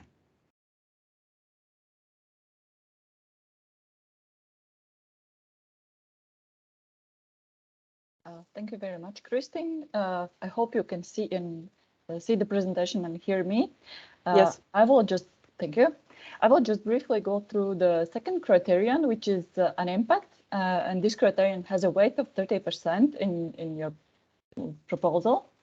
So for the impact criterion, there are four main evaluation questions. You can find them at the Marie Skłodowska Reactions work program.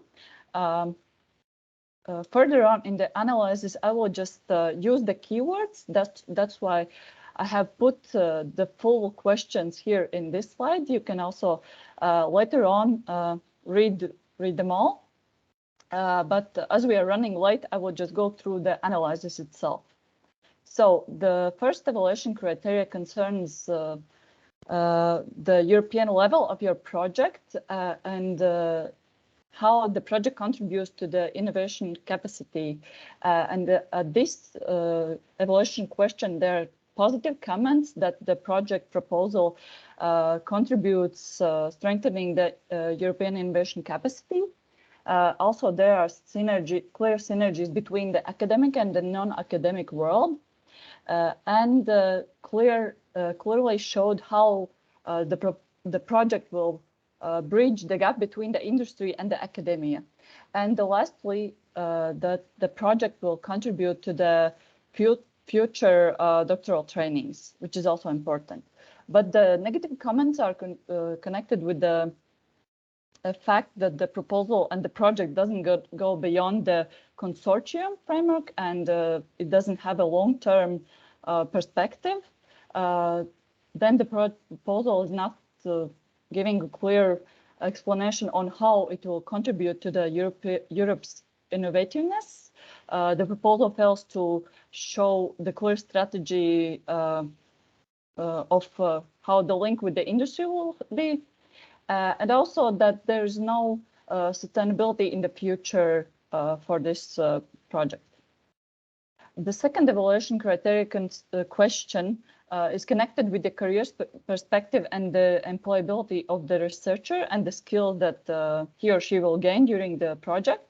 As a positive comments here at this part are that there's a clear explanation of short-term and long-term impact of the career of the researcher.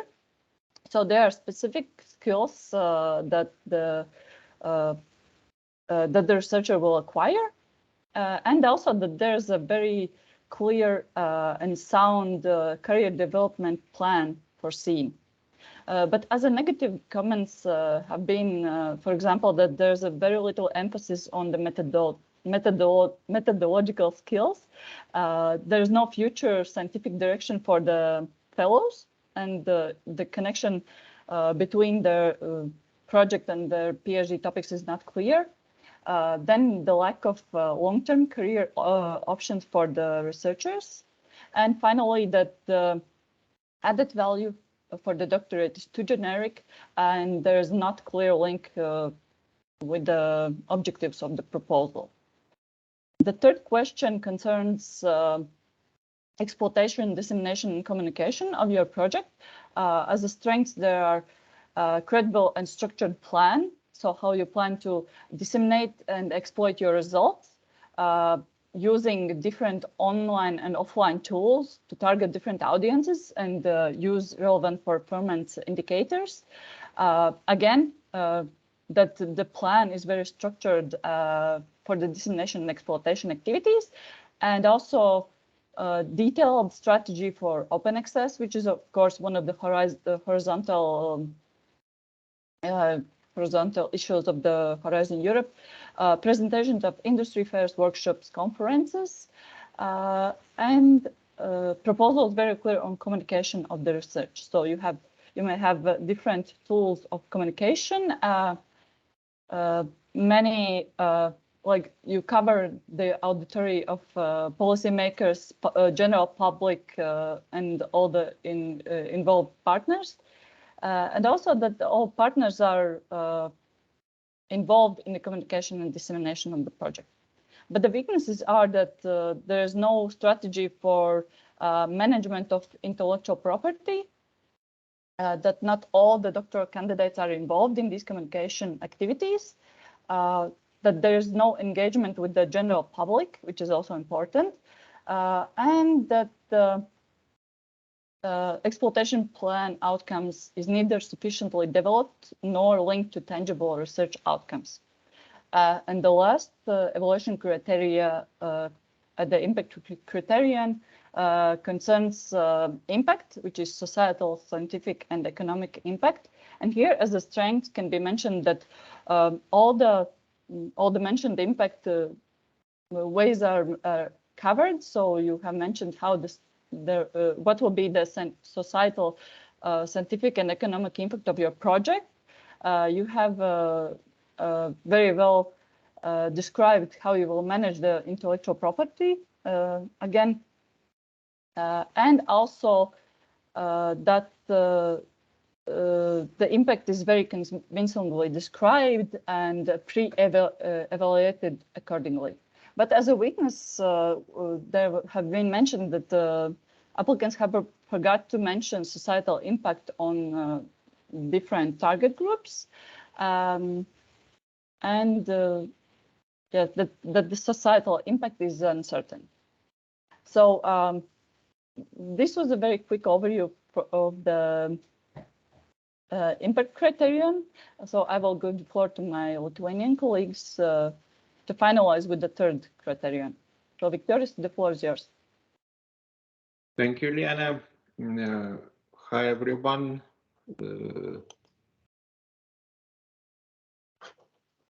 I will present you the third criterion implementation, and you can see that this criteria has the least weight, only 20% for your final score. But you, of course, must not neglect it. This criteria has only two sub-criteria. The keywords you can see here highlighted, and evaluators usually comment on these keywords and key expressions, and they especially you especially should pay attention on them.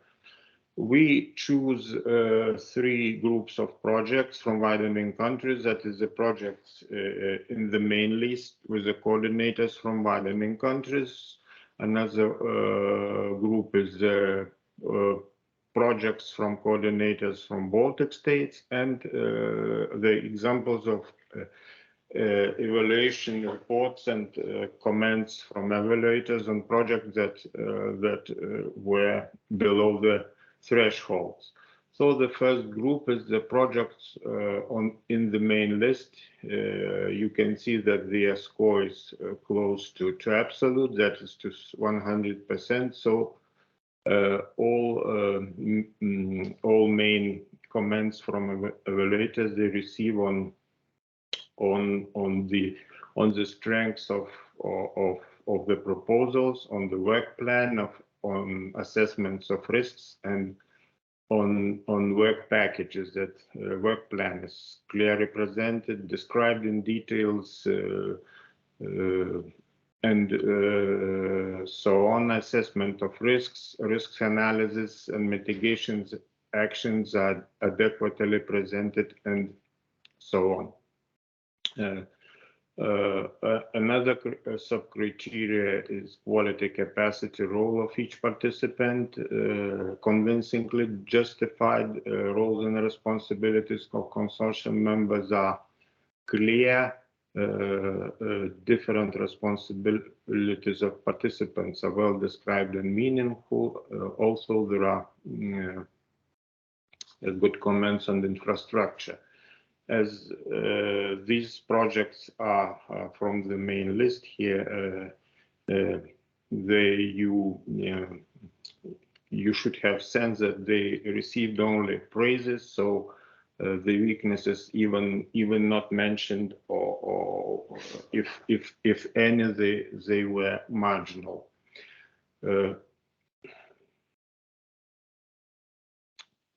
Projects below the threshold, on the contrary, they received, as you can see, the scores about around 50%, and the comments accordingly are on the work plan that not affected, not detailed, doctoral candidate selection criteria not clear, assessment of risks not have been described adequately, not consider the different types of risks, work packages are not credibly and detailed, arrangement for secondments are unclear and not detailed enough. Projects from Baltic countries, you can see as a little statistics. We had in the first call of Horizon Europe eight coordinators. The quality of project we can call decent, because even if no one on the main list, we have seven good enough written proposals. Here you can see the strengths from these projects, which again on the work plan, on assessment of risks and work packages. You will receive the slides, so I do not read them in detail. Another group of box of keywords from sub-criteria, infrastructure, management structure, and here you can find the environmental aspects, because as you know, the novelty in Horizon Europe, the proposal should address the environmental aspects in the light of MSA and Green Charter. Again, this is one more criteria to evaluate and comment by evaluators. Weaknesses: the risk management plan, on milestones and deliverables, and then on work packages from the Baltic coordinators' proposals. And others risks like research facilities and infrastructure, gender aspects, used and estimated resources, management structures, conflict resolution, and the role and time of allocated to the task in work plan. That's it from my side. Thanks a lot, dear Viktoras. And with this, we wrap up our Baltic event about Marie Skłodowska Curie doctoral networks. Thank you very much for bearing with us, and apologies for going over time, which I think was justified by the very good and very thorough presentation by Thomas. Thank you, Thomas, one more time. And with this, we say goodbye to you, and all of the NCPs are eagerly waiting for your questions now over phone and email. And we will also see that all of the questions that were received during the registration and via Slido will be answered if necessary by email afterwards. We would be very, very grateful if you could spare now a couple of minutes and click on the link for the feedback questionnaire, because this will help us in the future to improve our events.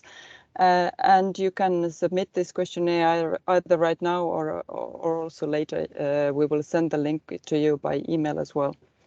We will also share this recording with you, and we will share the slides of all the presenters so that you can revisit the many details that you saw on the slides and thoroughly prepare you for the participation in this call, which I hope will be opened tomorrow.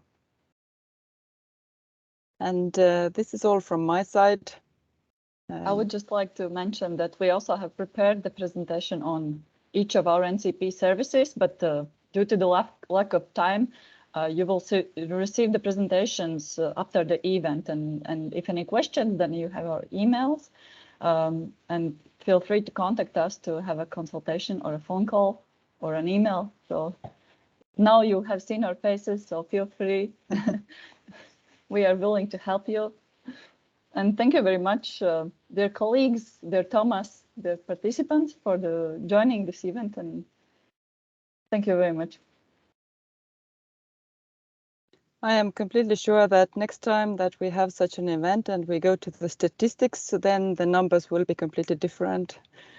Hoping for many participants, many coordinators, many successful applications from the Baltic countries. So I think with this positive mind, we can stop recording our event. And from Lithuanian NCP, I would like also to thank you all participants, and for Kristin, for Lena, and of course for Thomas Vishikas for helping to organize this event.